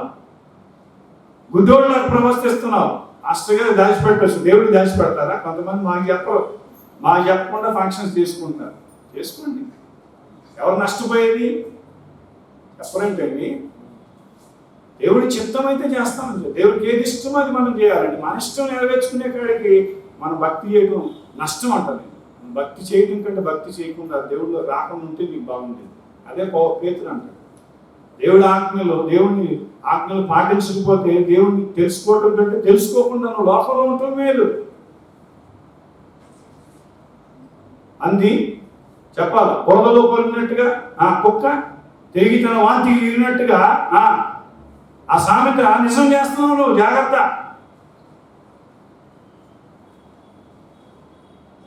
విశ్వాసికి అవిశ్వాసితో పొత్తు లేదు, వెలుగుకి చీకటితో పొత్తు లేదు. హల్లెలూయా అంటాడు కదా. విగ్రహములకి దేవునితో అలా ఉంది. హల్లెలూయా. పొందెక్కడది? కాబట్టి వాటికి వేరుగా ప్రత్యేకంగా ఉండాలి. దేవుడు చెప్పాడు. 2 కొరింథీ 6 నేను మీలో నివసిస్తాను, మీరు ప్రత్యేకంగా ఉంటే నివసిస్తాను. అటన్నింటిలో పార్టిసిపేట్ చేస్తా వచ్చి ఇక్కడికి వచ్చి సంఘాన్ని అపవిత్రచేయటానికి వీలు. జాగ్రత్త. వాటి నుంచి విడుదల పొందు. ఇప్పుడైనా మారు మనసు పొందు. దేవుడు అంటాడు, హృదయం మోసకరమైందండి. అతిశయించువాడు దేని బట్టి అతిశయించాలా? సూర్యుడు తన శౌర్యాన్ని బట్టి, ఐశ్వర్యవంతుడు తన ఐశ్వర్యాన్ని బట్టి, అంటే ఆస్తిని బట్టి కాక అతిశయించువాడు ప్రభువుని బట్టి అతిశయించాలి. ప్రభువుని అంతర్శించాలి. ప్రభు ఇచ్చిన గొప్ప రక్షణ బట్టి అతిశయించాలి. హల్లెలూయా. ఆ రక్షణలో ఇస్తున్న నీకు ప్రతి ఆశీర్వాదాన్ని బట్టి అతిశయించాలి. అంతేగాని నిన్ను బట్టి నువ్వు అతిశయించి నువ్వు కొమ్ములు పెంచుకోమా. హెచ్చించుకున్న వాడు తగ్గించబడతాడు. కాబట్టి నేనేమంటున్నానంటే, మనం అలాంటి బుద్ధివాళ్ళు నాకేమి కొదవలేదు. అంటే దేవుని దృష్టిలో దేవుడు నీ గురించి తెలిసిందని, దేవుడికి నీ గురించి తెలిసిన దానికంటే కదండి వీళ్ళ గురించి వీళ్ళ అభిప్రాయం ఎలా ఉంది? నా గురించి వీళ్ళేమనుకుంటారు? తమ గురించి దేవుడు తమ గురించి ఏం చేస్తున్నారు? తాము తెలుసుకున్న తమ అభిప్రాయం వెలుగుస్తున్నారు. దేవుడు తెలియదా? అన్ని చోట్ల దేవుడు చూడలేదా? ఆ రోజు లవదకిలో సంఘంతో మాట్లాడిన దేవుడు ఈ రోజు నీతో కూడా మాట్లాడట్లేదు. ఈరోజు నువ్వు ఏ స్థితిలో ఉన్నావు? సంఘంలో ఉన్న నీతో నాతో మాట్లాడతలేదా? ఆ సంఘంలో ఉన్న నీవు నిలువెచ్చని స్థితిలో ఉంటే నువ్వు లవదకియ సంఘానివే. అలాగే దేవుడు వాక్య భయం కలిగి దేవుడి సన్నిధిలో భయభక్తులు కలిగి నడుచుకుంటా ఉంటే నువ్వు ఫిలదెల్ఫియా సంఘంలో ఉన్నాడు. ఈరోజు సంఘంగా నువ్వు ఏ స్థితిలో ఉంటున్నావు? విశ్వాసిగా నువ్వు ఏ స్థితిలో ఉండి నడుచుకుంటున్నావు? కాబట్టి నేనేం చెప్తున్నానంటే, అక్కడ వాళ్ళు మన జీవితాల్లో నేను జ్ఞాని, వాళ్ళు ఏమనుకుంటున్నారు? నాకు అన్నీ తెలుసు, చాలా ప్రమాదం ఇది, నాకు అన్నీ తెలుసు అనుకునేవాడు వెర్రోడు. జాగ్రత్త. ఇందాక దేవుని సేవకురాల్లో ద్వారా కూడా మాట్లాడాడు. నాకు అన్నీ తెలుసు అనేది వాళ్ళు అనుకుంటున్నారు. నేను కరెక్ట్గా ఉన్నాను, నేను భక్తి చేస్తున్నాను, పాస్టర్ గారికి ఏం తెలుసు, పాస్టర్ గారు చూస్తున్నాడు, ఎలా మాట్లాడతాను అలా మాట్లాడాలని వాళ్ళు ఎక్కువ ఉంటారు. దేవుడు చూడలేదా? చెప్పరేంటండి? దేవుడికి తెలియదా? ఇది చాలా మోసం అండి. సంఘంలో కూడా అంతే. దేవుడు ఎంత ప్రత్యక్షత ఇచ్చి సంఘంలో మన ఒక్కొక్కరి గురించి చెప్తూ ఉంటాడు, కీడు గురించి చెప్తూ ఉంటాడు. నువ్వు ఎక్కడైనా తేడా పడితే నీ గురించి చెప్తూ ఉంటాడు. అంతమంది ఏం చేస్తారంటే, నాకే చెప్తున్నాడు, నేనేంటో గొప్ప అనుకుని వాళ్ళు చెప్పరు. సంఘం మీద ఆయన అభిషేకాన్ని ఉంచాడు, సంఘం అంతటికి ఆయన ఆత్మను పంచాడు. హల్లెలూయా. కాబట్టి ఆ ప్రత్యక్షతలో అందరికీ బయలుపరుస్తూ ఉంటాడు. ఎవరికి బయలుపరుస్తాడు? ఆయన కృప. కాబట్టి ఒకరితో ఒకరు ఎవరు చెప్పినా కూడా ఏం చేయాలా? అది నమ్మాలి. నమ్మి మనం ఏం చేయాలా? దాని విషయంలో జాగ్రత్త పడాలి. అప్పుడు సంఘం కట్టబడుతుంది. సంఘానికి ఇచ్చిన తలాంతులు ఎవరికి? అందరికి ఒకటే ఇచ్చాడా? హల్లెలూయా. కాబట్టి అందరం కలిసి మనం ఏం చేయాలా? దేవుని పని కట్టడానికి ఏం చేయాలా? అందరం ఒకే మనసుతో ఈ పని చేయాలి. స్తోత్రం చెప్పండి. హల్లెలూయా. కాబట్టి వీళ్ళు ఏమనుకుంటున్నారు? నేను కరెక్ట్, నేను కరెక్ట్. ఐ ఈజ్ ద చెప్పండి సెంటర్ ఆఫ్ ద సీన్. కాబట్టి దేవుని మహిమ కొరకు మనం చేస్తున్నామని మర్చిపోతే భక్తిలో నువ్వు మోసపోతావు. భక్తి గర్వం వస్తుంది. వీళ్ళు అదే భక్తి గర్వం. నేను కరెక్ట్, నాకు ధన సమృద్ధి ఉంది, నాకు ఈ 2 ఇళ్ళు ఉన్నాయి, నాకు ఉద్యోగం ఉంది, నాకు వ్యాపారం ఉంది అనుకుంటున్నావు. నీ ప్రార్థనా జీవితం ఉందా? అసలు వాక్యం చదువుతున్నావు రోజు? సంఘ సహవాసం ఉందా? నీ కుటుంబీకుల కోసమైన ఆత్మ భారం కనీసంగా నీ కుటుంబీకుల కోసమైనా ఉందా? నశించిపోతున్న ఆత్మ కొరకు భారం ఉందా? కదండి, ఇవి లేవు. చాలా జాగ్రత్త. చివరి దినాల్లో అంతా ఏం చేస్తున్నారు? ఇటువంటి పరిస్థితుల్లో నుంచి సంఘం వెళుతున్నట్లుగా మనం చూస్తున్నాం. కాబట్టి హృదయము మోసకరమైంది. ఏంటిది? హృదయము మోసకరమైనది, ఘోరమైన వ్యాధి కలిగి. ఎవరు నిన్ను మోసం చేయక్కర్లా, నువ్వే మోసం చేసుకుంటున్నావు. కాబట్టి నేనేమంటున్నానంటే అక్కడ జాగ్రత్తగా మనం చూసుకుంటే మన జీవితాల్లో 2 కొరింథీ 4 కూడా అంటారు, యుగ సంబంధం దేవత అవిశ్వాసులను మనోనేత్రాలకి గుడ్డితనం కలుగు చేస్తుంది. చాలా మంది గుడ్డోడుగా ఉన్నారు. ప్రార్థన లేనాడు గుడ్డోడే, వాక్యం చదవనాడు, వాక్యం తెలియనాడు గుడ్డోడే. కానీ వాక్యమేనండి మన కళ్ళు తెరవ చేసేది. ఆ వాక్యం మన పాదము దేవుపై మన త్రోవకు వెలుగైంది అంటాడు. హల్లెలూయా. ఆ వాక్యంలో ఉన్న యేసు రక్తం ద్వారా నీ కళ్ళు కాటిక పెట్టుకోమంటే అదే. నీ సరి చేసుకో, నీ బుద్ధి మార్చుకో, నీ ఆలోచన మార్చుకో, నీ తలంపులు మార్చుకో. ప్రతిరోజు నీ అవిధేయతలు ఒప్పుకో, నీ తప్పు పరిస్థితులు ఒప్పుకో. ఆ సంఘాన్ని హెచ్చరిస్తున్నాడు. ఆ సంఘాన్ని ఏమంటున్నాడు? హెచ్చరిక, బుద్ధి మార్చుకోమంటున్నాడు. ఆ తర్వాత వాక్యం అంటాడు, నీ ఆలోచన మార్చుకో, నీ తలంపులను నీ సొంత తలంపులు, శరీర మనస్సును విడిచిపెట్టు. శరీర స్వభావాన్ని విడిచిపెట్టడం వాడు దేవుడిని సంతోషపెట్టలేడు. ఒకడు దేని చేత ఏమంటాడు? అక్కడ పేతురు పత్రికలో చాలా మంచి మాట అంటాడు. 2 పేతురు 2వ అధ్యాయం 19వ వాక్యంలో అంటాడు, ఆమె భ్రష్టత్వము దాసులైనటువంటి వారికి స్వాతంత్రం ఇవ్వమని చెప్పుదురు. ఒకడు దేని వల్ల జయింపకుండా దానికి దాసుడగును కదా. దేని వల్ల జయింపబడుతున్నావు? ఎన్నిసార్లు ఓడిపోయావు? ఓడిపోయినప్పుడల్లా నువ్వు పాపానికి దాసత్వం చేస్తావు. శరీర మనస్సు, శరీర ఆశలు, శరీర క్రియలు, శరీర కార్యాలకి నువ్వు అప్పగించుకొని ఆ శరీర సుఖాన్ని కోరుకున్నంతకాలం దేవుని సంతోషపెట్టలేవు. శరీర మనస్సు దేవునికి విరోధమైంది. ఆత్మ చేత శరీర క్రియలు చంపివేయమన్నాడు దేవుడు. స్తోత్రం చెప్పండి. హల్లెలూయా. పరిశుద్ధాత్మ దేవుని యొక్క సహాయం ప్రతిదినం కోరాలి. ప్రతిదినం శిలువ చెంతకెళ్ళి కన్నీరు గార్చి పశ్చాత్తాపంతో ఆయన రక్తంలో నిన్ను కడగమని వేడుకోవాలా. అప్పుడు పరిశుద్ధాత్మ దేవుడు నిన్ను నూతనపరిచి బలపరిచి నూతన అభిషేకంతో ఏ రోజుకి ఆ రోజు నింపుతాడు. స్తోత్రం చెప్పండి. హల్లెలూయా. కాబట్టి నీ పశ్చాత్తాపం సరే, నువ్వు బుద్ధి తెచ్చుకోమన్నాడు. తప్పిపోయిన కుమారుడు ఏం చేశాడండి? తప్పిపోయిన కుమారుడు ఏం చేశాడు? మనస్సు మార్చుకున్నాడు. అన్ని ఇష్టం వచ్చినట్టుగా జీవించాడు. నేను అన్నాడు. అన్ని కోల్పోయాడు. ఒక దినాన్ని తిరిగి మనస్సు మార్చుకున్నాడు. స్తోత్రం చెప్పండి. హల్లెలూయా. కాబట్టి దావీదు కూడా ఒక దినాన్ని మనస్సు మార్చుకున్నాడు. నేనేమంటున్నానంటే చూడండి, ఆ పాపం మనల్ని ఏం చేస్తుందంట? పట్టుకును. పాపం మనల్ని అవమానపరచును. అందుకొరకు సత్యము మనల్ని స్వతంత్రులుగా చేయండి. ఆ సత్యం ఏంటిదని చెప్పాను? వాక్యమే సత్యం. మందిరానికి రాకుండా, ఆదివారం ఆరాధనలో బోధనకుండా, ఒకవేళ వచ్చిన బోధనకు పోతే నీకు ఏం రాదు? జ్ఞానం రాదు. నీ కళ్ళు తెరవబడవు. హల్లెలూయా. ఈ వాక్యము నీ కన్నులకు వెలుగైనదే. దేవుని మాట వినకుండా సాతాను అవమకి ఆదాము గుడిదనం కలుగు చేశాడు. పాపములో చీకటిలోకి మనం తీసుకెళ్ళాడు. ఈరోజు నిజమైన వెలుగుగా యేసయ్య వచ్చాడు. ఆయన నీ కొరకు ఆయన తన వాక్యాన్ని ఇచ్చాడు. హల్లెలూయా. కాబట్టి ఆ వాక్యము ద్వారా ప్రతిరోజు నువ్వేం చేయాలా? వెలిగించబడాలి. అందుకొరకే వాక్యం చదవాలి. వాక్యం నీ కన్నులకు వెలిగిస్తుంది. నీ దేహమునకు దీపము. కన్ను చెడదైతే దేహం అంతా చెడిపోతుంది. కాబట్టి కన్నుతో ఏం చేయాలా? కన్ను నోరు చాలా ప్రాముఖ్యమండి. ఈ 2 గుర్తుపెట్టుకోండి. మొదటి పాపం దేని ద్వారా జరిగింది? కంటి ద్వారా చూసింది, ఆ కంటి ద్వారా పాపం.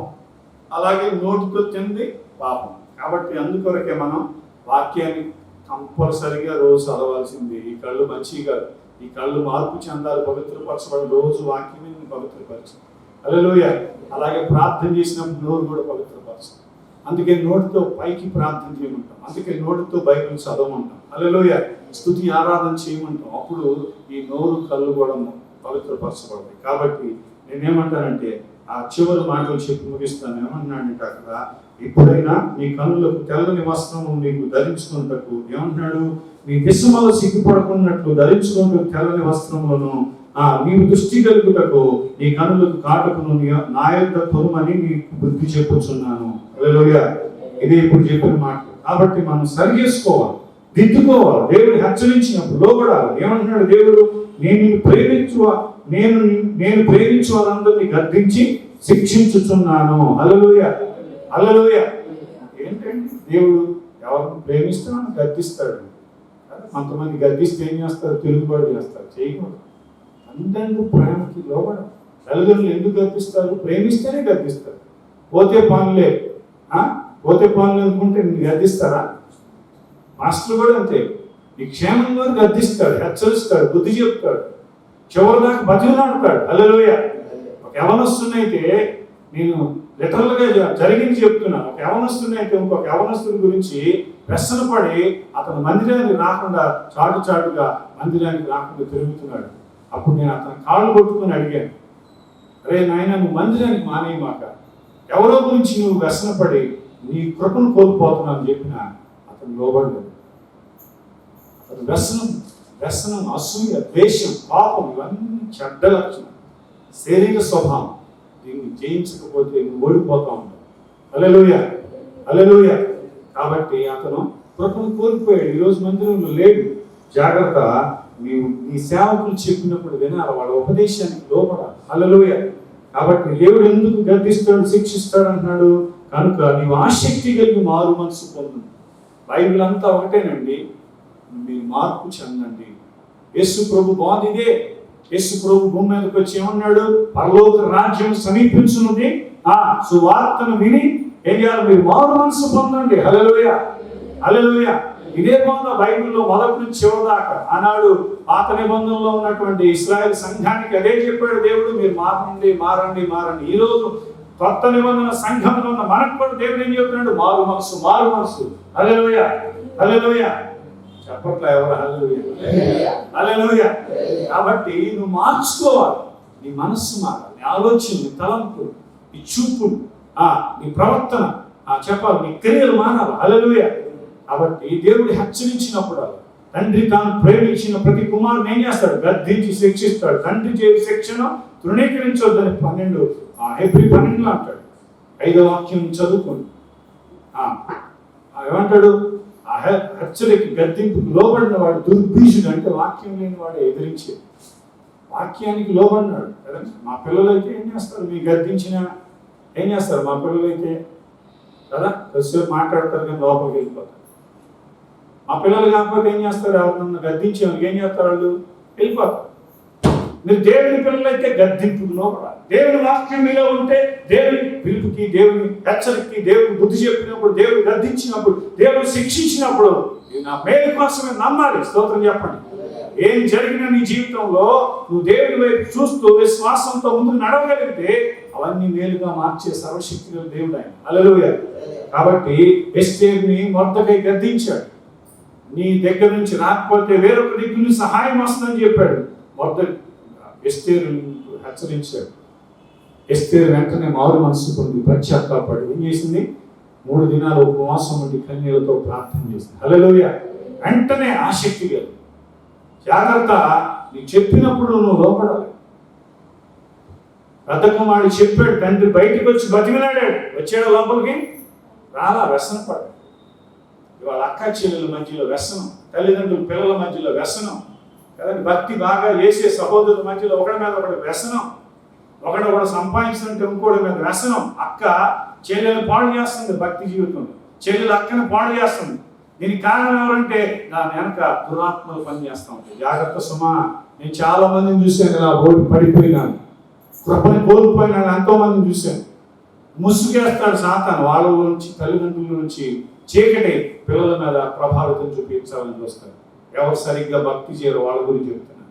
దేవునికి లోబడిన వాళ్ళని ఎవరు ఏలుబడి చేస్తారంట చెప్పాలా, అపవాది ఏలుబడి చేస్తాడు. జాగ్రత్త, నువ్వు దేవుడి కన్నా దాసుడిగా ఉంటావు, సాతాను కన్నా దాసుడిగా ఉంటావు. నువ్వు దేవుడి యొక్క ఆధిపత్యంలో ఉంటావు, లేకపోతే సాతాను ఆధిపత్యంలో ఉంటావు. దేవుడికి లోబడి అపవాదిని ఎదిరించినప్పుడు వాడి మీద పారిపో. కాబట్టి మారు మనసు పొందాలి. అపవాది యోనా ఇస్కరియోతుని ఆలోచన పెట్టి డబ్బులకి లోబరిచింది. ఆ డబ్బులు నమ్ముడుపోయాడు కనుక అతని కృపని అపోస్తులు అతను కోల్పోయాడు, పశ్చాత్తాపడ్డాడు. సరైన పశ్చాత్తాపం కాదు. ఎవరి దగ్గర నువ్వు తప్పు చేసావు, ఎవరికి విధేయంగా నడుచుకున్నావు, ప్రవర్తించావు, మాట్లాడావు, వాళ్ళ దగ్గరికి వెళ్ళి యథార్థంగా పశ్చాత్తాపడాలి. ఈరోజు ఇటువంటి మారు మనసు లేదండి చాలా మంది సంఘాల్లో. చివరి దినాల్లో చాలా మంది ఆత్మీయంగా చనిపోయిన స్థితిలోకి వెళ్ళిపోయారు. బ్రతికున్నానన్న పేరుకే కానీ చెప్పాలా, జీవించుతున్నామన్న పేరుకే కానీ మృతుడమైనట్టుగా భక్తి చేస్తున్నారు. ఇది మంచిది కాదు. చివరి దినాల్లో మారు మనసు పొందండి. నా ప్రియ దేవుని సంఘమా, వింటున్నా ఈ వాక్యాన్ని వింటున్నా నా ప్రియ దేవుని సహోదరుడా సహోదరి, ప్రభు రక్తంతో కొన్నాడు కనుక మనం ఏం చేయాలా? ఇప్పుడైనా మారు మనసు పొందాలి, ఇప్పుడైనా పశ్చాత్తాపడాలి, ఇప్పుడైనా ఏం చేయాలా? యేసు రక్తం నీ ప్రతి పాపమును కడిగి పవిత్రపరచగలిగిందని ఏం చేయాలా? నీ పాపములు మన పాపములు మనం ఒప్పుకొని విడిచిపెట్టి ఏం చేయాలి? మనం దేవుని వైపు చూసినప్పుడు దేవుడు ఏం చేస్తాడు? మనల్ని ఆయన రక్తం మన పాపములు ఒప్పుకున్నప్పుడు ఆయన నమ్మదగిన వాడు, నీతిమంతుడై ప్రతి పాపము ఆయన రక్తంలో క్షమించి ఆయన ప్రతి దుర్నీతి ఆయన రక్తంలో కడిగి ఏం చేస్తాడు? ఆయన పవిత్రపరుస్తున్నాడు. హల్లెలూయా. కాబట్టి యోహాను అక్కడ మనము అని పెట్టుకున్నాడు. అంటే మన అందరిలో ఉన్నాయి లోపాలు లేవా? చాలా మంది మాస్టర్ గారికి వెళ్ళి ఏళ్ళు చూపిస్తారు. నువ్వు ఒక్క ఏళ్ళు మాస్టర్ గారు చూపిస్తే నీ వైపు ఎన్ని ఏళ్ళు వస్తున్నాయి కదండి. ఎవరైనా చూపించున్నారు, నీ భర్త మీద చూపించినట్టు నీ వైపు ఎన్నో ఏళ్ళు వస్తాయి. చూడండి, నీ మొహం నీకు కనపడుద్దా? నీ కళ్ళు నీకు కనపడతాయా? చెప్పరేంటండి. పరిశుద్ధాత్ముడు నీ స్వభావాన్ని చూపిస్తాడు, నీలో లోపాలను చెప్తూ ఉంటాడు. కాబట్టి ఎదుటివాడు లోపాలు ఎంచమాట. వేషధారి ఏమన్నాడు? మొదట నీ కంటిలో ఉన్న దూలాన్ని తీసేసుకో, అప్పుడు ఎదుటివాళ్ళ కంటిని నువ్వు చూడగలుగుతావు. హల్లెలూయా. ఎదుటివాడి కంటిలో నలుసు నువ్వు తీయగలుగుతావు. స్తోత్రం చెప్పండి. కాబట్టి ముగిస్తాను. మారు మనసు పొందడం చాలా ప్రాముఖ్యం. హల్లెలూయా, హల్లెలూయా. పేతురు చిన్న పిల్లవాడి వల్ల సిలువ వైపు చూసి పశ్చాత్తాపడ్డాడు. హల్లెలూయా. కన్నీరు గార్చాడు. స్తోత్రం చెప్పండి. ప్రధాన పోస్తులుగా దేవుడు అతన్ని హెచ్చించాడు. స్తోత్రం చెప్పండి. హల్లెలూయా. కళ్ళకి పొరలకు అమ్మినటువంటి ఆ సౌలుని దర్శించి గర్వం అనే ఆ పొరలని రాలిపోయేటట్టుగా దేవుడు వెలుగు అతను దర్శించినప్పుడు అతను ఏమయ్యాడు? వెంటనే మారు మనసు పొంది దేవుని దగ్గర సాగిలపడి దీనుడై చివరి వరకు తన ప్రాణాన్ని కూడా ధారపోసాడు ఆయన సేవలో. చప్పట్లు కొట్టాడు. మారు మనసు సరైనదైతే దేవుడికి ఏ విషయాలు అవిధేయత చూపించకూడదు. నీ మారు మనసు సరైనదైతే దేవుడి మాటకి భయపడాలి, దేవుడి చిత్తానికి లోబడాలి, దేవుడు ఏం చెప్తే అది చేయాలి. దైవజనుల ద్వారా ఏం మాట్లాడుతున్నారో దేవుడి ఉపదేశం నమ్మాలా. స్తోత్రం చెప్పండి. హల్లెలూయా. కాబట్టి ఆసక్తి కలిగి మారు మనసు పొందాలి. ఆసక్తి విషయంలో మాంద్యులుగా ఉండాలి. ఆలస్యం చేయొద్దు, దేవుని రాకడ దగ్గరగా ఉంది. కాబట్టి మనం ఏం చేయాలా?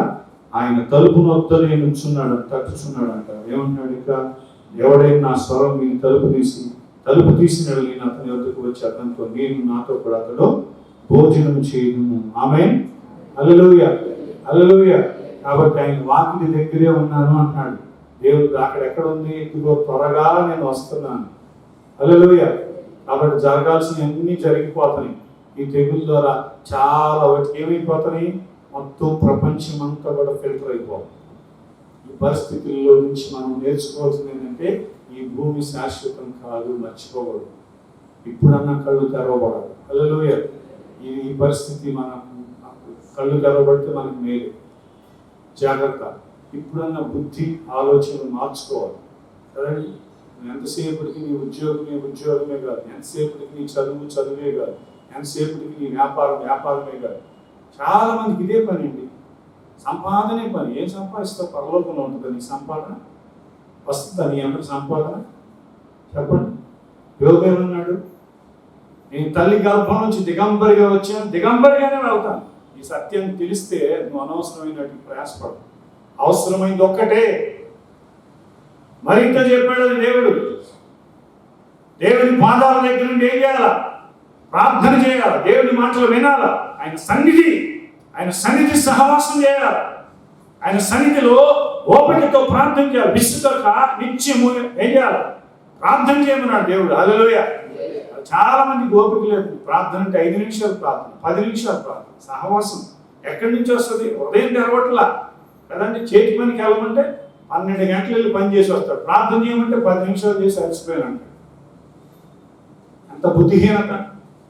నీకు ఆ భోజనం ఇస్తుంది, ఆ చేతి పనిలో నిన్ను ఆశీర్వదిస్తుంది ఎవరు? దేవుడు. మరి దేవుడికి ఒక గంట నిలవా? శిష్యులు అడుగుతున్నాడు, మెలకుగా ఒక గడియైన ప్రార్థన చేయరా? ప్రభుతో తలుపు తీయకుండా ఈ లవలేక సంఘం ఏమన్నంట, తలుపు వేసిన స్థితిలో. జాగ్రత్త. ఈ చివరి దినాల్లో ఏం చేయాలి మనం? పెళ్లి వస్త్రం లేని వాడు ఎక్కడ ఉంటాడట? ఆయన బయట కూర్చోబెట్టమన్నాడు.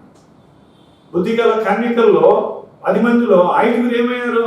అలక్ష్యం, నిర్లక్ష్యం. వాళ్ళలో ప్రార్థన లేవి, పరిశుద్ధాత్మ శక్తితో నింపబడకుండా వాళ్ళు ఏమైపోయారు?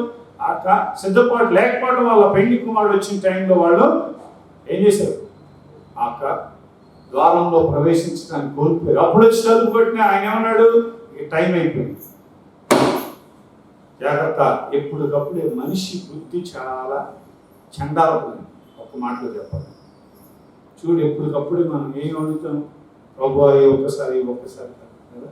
ఎన్నిసార్లు ఫీట్ తప్పించాడు, ఎన్నిసార్లు నిన్ను కాపాడితే ఈరోజు నువ్వు సజీవుడిగా ఉన్నావు. మళ్ళీ బుద్ధిహీనుడిగా ప్రవర్తిస్తావు. తప్పు కాదు. బిల్లీగ్రామ్ గారు ఒక మాట అన్నాడు, ప్రభు ప్రేమ పరిపూర్ణమైంది కాకపోతే నేను ఎన్నోసార్లు చనిపోయింది అన్నాడు. హల్లెలూయా, హల్లెలూయా. ఆయన పరిపూర్ణమైన ప్రేమ నిన్ను భద్రపరుస్తూ ఉంది, బలపరుస్తూ ఉంది, నడిపిస్తూ ఉంది. ఆయన కల్వారి శిలువలో ప్రాణం పెట్టి రక్తం కార్చే రక్తం ద్వారా నీతో మాట్లాడుతున్న ప్రేమ, తల్లి మరిచిన మరొక ప్రేమ నిన్ను ఏం చేస్తున్నా? మాటి మాటికి నీ హృదయాన్ని తడతా ఉంది. దేవుడు తన పరిశుద్ధాత్మ ద్వారా నిన్ను హెచ్చరిస్తూ ఉన్నాడు, నీ బుద్ధి చెప్తా ఉన్నాడు, నీకు మేలు కలుపుతున్నాడు. నీ మనస్సాక్షి ద్వారా నీతో మాట్లాడతలేదా? అవునా కదా? వాక్యం ద్వారా అనేక రీతిగా మాట్లాడతలేదా? ఈ సృష్టి ద్వారా, ఈ తెగుల ద్వారా నీతో మాట్లాడతలేదా? దేవుని భయం లేదు ఈ చివరి దినాల్లో.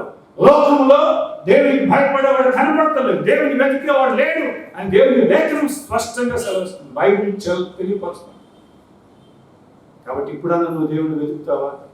దేవునితో సహవాసం అంటే ఏంటంటే ప్రార్థనే దేవునితో సహవాసం, వాక్యం ధ్యానించడమే దేవునితో సహవాసం. హల్లెలూయా. అలాగే 3వ ప్రాముఖ్యమైన నేను పాస్టర్గా చెప్పే 3 విషయాలు. సంఘ సహవాసం, అదే సహోదర ప్రేమ. హల్లెలూయా. అక్కడే సంపూర్ణతలు పెట్టాడు దేవుడు. కాబట్టి నీ జీవితంలో ప్రార్థనకి సమయం ఇవ్వాలి, నీ జీవితంలో వాక్యానికి సమయం ఇవ్వాలి. హల్లెలూయా. నీ జీవితంలో ఏం చేయాలి? నీ హృదయంలో ఎప్పుడు కూడా ప్రార్థన జరుగుతూ ఉండాలి. సమయం కూర్చొని చేసే ప్రార్థన కుమారుడు ఎట్లా అయినా చేయవచ్చు కదా, ఏ పరిస్థితుల్లోనే చేయవచ్చు. హల్లెలూయా. ఈ పరిస్థితుల్లో మందిరానికి వెళ్ళలేని పరిస్థితుల్లో నువ్వు ఇంట్లో కూర్చొని నువ్వు ప్రార్థన చేస్తుంటే వెంటనే దేవుడు ఈ పరిస్థితిని బట్టి దేవుడు అంగీకరిస్తాడు. పరిస్థితిని బట్టి దానియేలు ఎక్కడ ఉన్నాడు? బబులోను దేశంలో ఉండి ఏం చేస్తున్నాడు చెప్పరేంటండి? బబులోను దేశంలో ఉండి యెరూషలేము తట్టు కిటికీలు తెరిచి మోకాళ్ళని ప్రార్థిస్తూ స్తుతించిన ఆయన ప్రార్థనని ఆయన వినలేదా? ఆ పరిస్థితిని బట్టి దేవుడిని అంగీకరిస్తాడు. స్తోత్రం చెప్పండి. హల్లెలూయా. కాబట్టి నువ్వు దేవుని సన్నిధిలో ఏం చేయాలి? మారు మనసు పొందాలా. అప్పుడు ఏం చేస్తాడంటే దేవుడు గొప్ప వాగ్దానం ఇస్తున్నాడు. ఏమంటున్నాడు? తలుపు తీసిన ఎడలా. హల్లెలూయా. ఇప్పుడన్నా మనసు మార్చుకుని, ఇప్పుడైనా బుద్ధి మార్చుకుని, ప్రభువా ఇక్కడి నుంచి అయినా ప్రార్థన చేస్తాను, ఇప్పటి నుంచి అయినా వాక్యం చదువుతా. హల్లెలూయా. చదివేవాడు ధన్యులు, వినేవాడు ధన్యులు, ప్రార్థన చేసేవాడు ధన్యులు. గొప్ప భాగ్యం, గొప్ప ఆశీర్వాదం, గొప్ప ఫలం మీకు ఉందని నేను చెప్తున్నాను. పరిచయం చేసేవాడు ధన్యులు. హల్లెలూయా.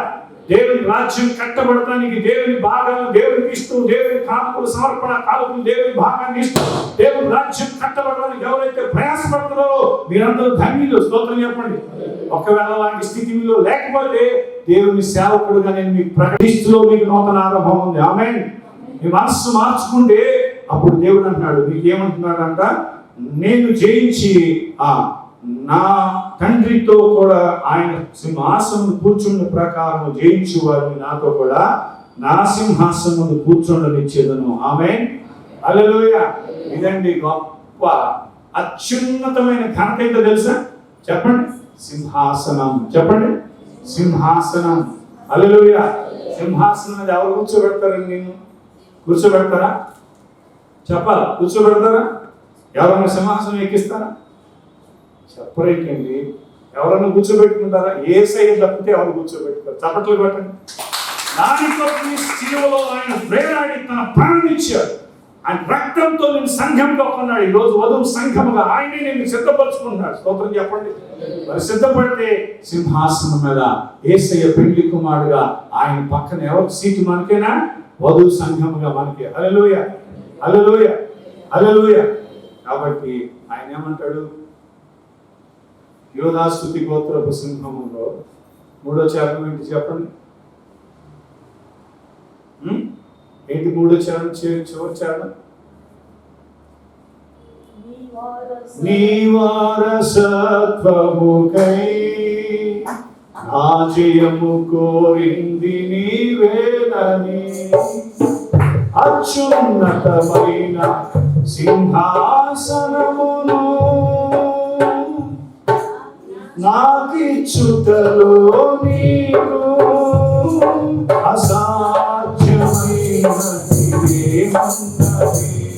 అసాధ్యమైనది ఏమున్నది? అసాధ్యమైనది ఏమున్నది?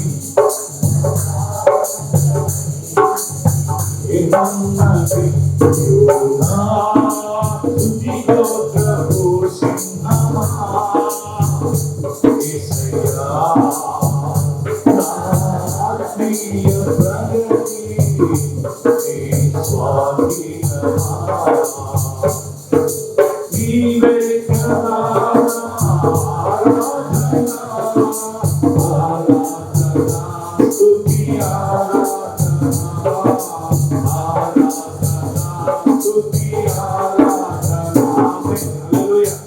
ఆయన వారసత్వం మనకి ఇవ్వటం కోసం తన ప్రాణమే ఇచ్చాడు. వారసత్వ హక్కులన్నీ మనకే ఇచ్చాడు. ఒక్క ఆజ్ఞ. ఆయన ఏమంటున్నాడు? నేను తండ్రిని ప్రేమించి తండ్రి ఆజ్ఞను గైకొన్నట్లుగా నా తండ్రితో ఏం చెప్పాడు? నీవు ఎవరిని ప్రేమించావో ఆ జైలు రక్షించడానికి నా ప్రాణాన్ని ఇస్తాడని తీర్మానంతో ఆయన భూమి మీదకి వచ్చాడు. స్తోత్రం చెప్పండి. హల్లెలూయా. ఈ రోజు యేసు ప్రభువుని నేనేమంటున్నాడు తెలుసా? తండ్రిని నేను ప్రేమించినట్టుగా మీరు నన్ను ప్రేమించి నా ఆజ్ఞలు గైకొంటే. హల్లెలూయా, హల్లెలూయా. ఆయన అన్నాడు, మీరు మొదట పూర్ణ హృదయంతో నీ దేవుడైన యెహోవాను ప్రేమించాలా, రెండవది నేను మిమ్మల్ని ప్రేమించినట్టుగా మీరు కూడా ఒకరినొకరు ప్రేమించి నేను మీకోసం ప్రాణం పెట్టినట్టుగా మీరు కూడా ప్రాణం పెట్ట బద్ధులై ఉన్నారు. ఈ ఆజ్ఞను గైకొంటే వారసత్వ భక్తులని మీరు. హల్లెలూయా.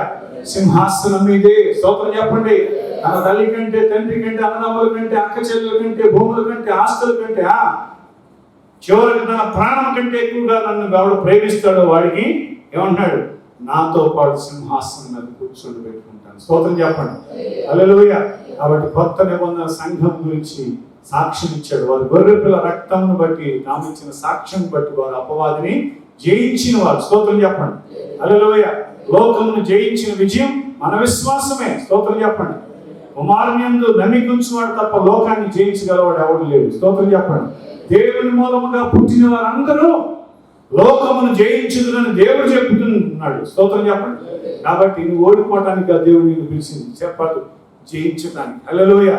కాబట్టి మనలో ఉన్నవాడు చెప్పాలి, లోకంలో ఉన్నవానికంటే గొప్పవాడు కనుక మనం జయించిన వారు. హల్లెలూయా. ఆయనను మనల్ని ప్రేమించిన వారు కాబట్టి అన్నింటిలో అత్యధికమైన విజయాన్ని పొందుకుంటున్నాం. More than conquerors. స్తోత్రం చెప్పండి. అత్యధికమైన విజయం. హల్లెలూయా. విజయం ఉంది, అధిక విజయం ఉంది, అత్యధికమైన విజయం. క్రీస్తులో ఎవరైతే విశ్వాసం ఉంచుతారో వారికి ఏముంది? అత్యధికమైన విజయం ఉంది. హల్లెలూయా. అత్యధికమైన ఆశీర్వాదాలు ఉన్నాయి, అత్యధికమైన బహుమానాలు ఉన్నాయి. ఉన్నతమైన పిలుపుకు తగినట్లుగా నువ్వు గురి వద్దకు నడిస్తే ఆయన్ని గురిగా పెట్టుకొని విశ్వాసం కర్తయి దాన్ని కొనసాగించుకొని యేసు వైపు చూస్తూ ఈ పరుగు పందెంలో ముందుకు నడవగలిగితే, చివరి వరకు నమ్మకంగా పరిగెత్తగలిగితే ఆయన ఏం చేస్తాడు? ఉన్నతమైన కిరీటాన్ని కూడా నీకు ఇస్తాడు. అట్టి కృప దేవుడు మనకిచ్చి నడిపించునుగాక. దేవుడి మాటలు ఆశీర్వదించునుగాక. సంఘములతో ప్రభు చెప్పిన మాటలు చెవి గలవాడు వినుగాక, ఆశీర్వదించబడునుగాక. ఆమేన్. ప్రార్థన చేసుకుందాం. తండ్రి, ఈ సన్నిధి మాతో వచ్చి మమ్మల్ని నడిపించు. ఈ మాటలు మా హృదయాలు మీరు పెట్టి ఫలించు. లౌకిక సంఘానికి ఇచ్చిన ఉపదేశాన్ని మాకు ఇచ్చు. చివరి దినాల్లో మేము మీ వైపు చూసిన ఆయన ఈ సన్నిధిలో భయభక్తులు కలిగి నిలబెచ్చని స్థితిని లేకుండా అయ్యా తండ్రి నేను ఉద్యమం పొందుకొని ప్రభువా నీ సన్నిధిలో ప్రభువా అయ్యా మారు మనసు పొందుకొని పశ్చాత్తాపంతో ఈ పరిస్థితులన్నిటికీ కారణం ఏమని మా అవిధేయతలని ఈ పరిస్థితుల్లో తిరిగి ఆయన నీ కృపను వేడుకుంటూ మేము ప్రార్థన చేయడానికి, ఎక్కువ ప్రార్థనలో గడపడానికి, వాక్య ధ్యానంలో గడపడానికి, సంఘ సహవాసాన్ని కోల్పోయి ఈ పరిస్థితుల్లో మేము తిరిగి ఆ పోగొట్టుకున్న కృప యొక్క విలువను ఎరిగి పశ్చాత్తాపడి తిరిగి సంఘంలో, మందిరాల్లో, ఆరాధనలో మేము పాల్గొన పొందడానికి నీ కృపను గురించి నడిపించమని మమ్మల్ని నాయన నిసింహాసనం మేము చూస్తూ అయ్యా మేము నిరీక్షణ కలిగిన వారం అయ్యి బరువు సంఘంగా సిద్ధపడటానికి కృప దయచేయమని అందువరకు అయ్యా మా పెళ్లి కుమారుడిగా రాబోతున్న ఈ యొక్క ఆయన నామంలో మేమందరం కూడా అయ్యా తను నిలిచి ఉండడానికి ఒక దయచేస్తానని కృతజ్ఞతాస్తులు చెల్లిస్తూ యేసుక్రీస్తు వారి సర్వశక్తి గల నామన స్తుతించి ప్రార్థించి వినయంతో వేడుచున్నాం తండ్రి. మందును మాత్రం మీ నామం పరిశుద్ధ పరచుగా మీ రాజ్యం వచ్చుగా అందరూ లేచి నిలబడు. ఈ చిత్తం పరలోకం నెరవేర్చిన భూమి నెరవేర్చబడుగా 7 మందిని ఆహారం వాళ్ళు దయచి వాళ్ళ అపరాధం చేసిన వారు మేము క్షమించినట్టు మా అపరాధం మేము క్షమించండి. శోధనలు అక్కడ కృష్ణను తప్పించండి. ఎందుకనగా రాజ్యం బలము శక్తి మహిమ నిరంతరం మీరే నాలుగు తండ్రి కుమార పరిశుద్ధాత్మ త్రియేక దేవుని సన్నిధిని అక్కడ పర్యంతం తోడి నడిపించునుగా. ఆమేన్. యేసు రక్తమే అపవాదికులకు ప్రవేశలకు సంపూర్ణ విషయం కలుగునుగా. అపవాదికులకు అంత నాశనం కలుగునుగా. అందరికీ దేవుడు సమృద్ధిగా దీవించునుగా.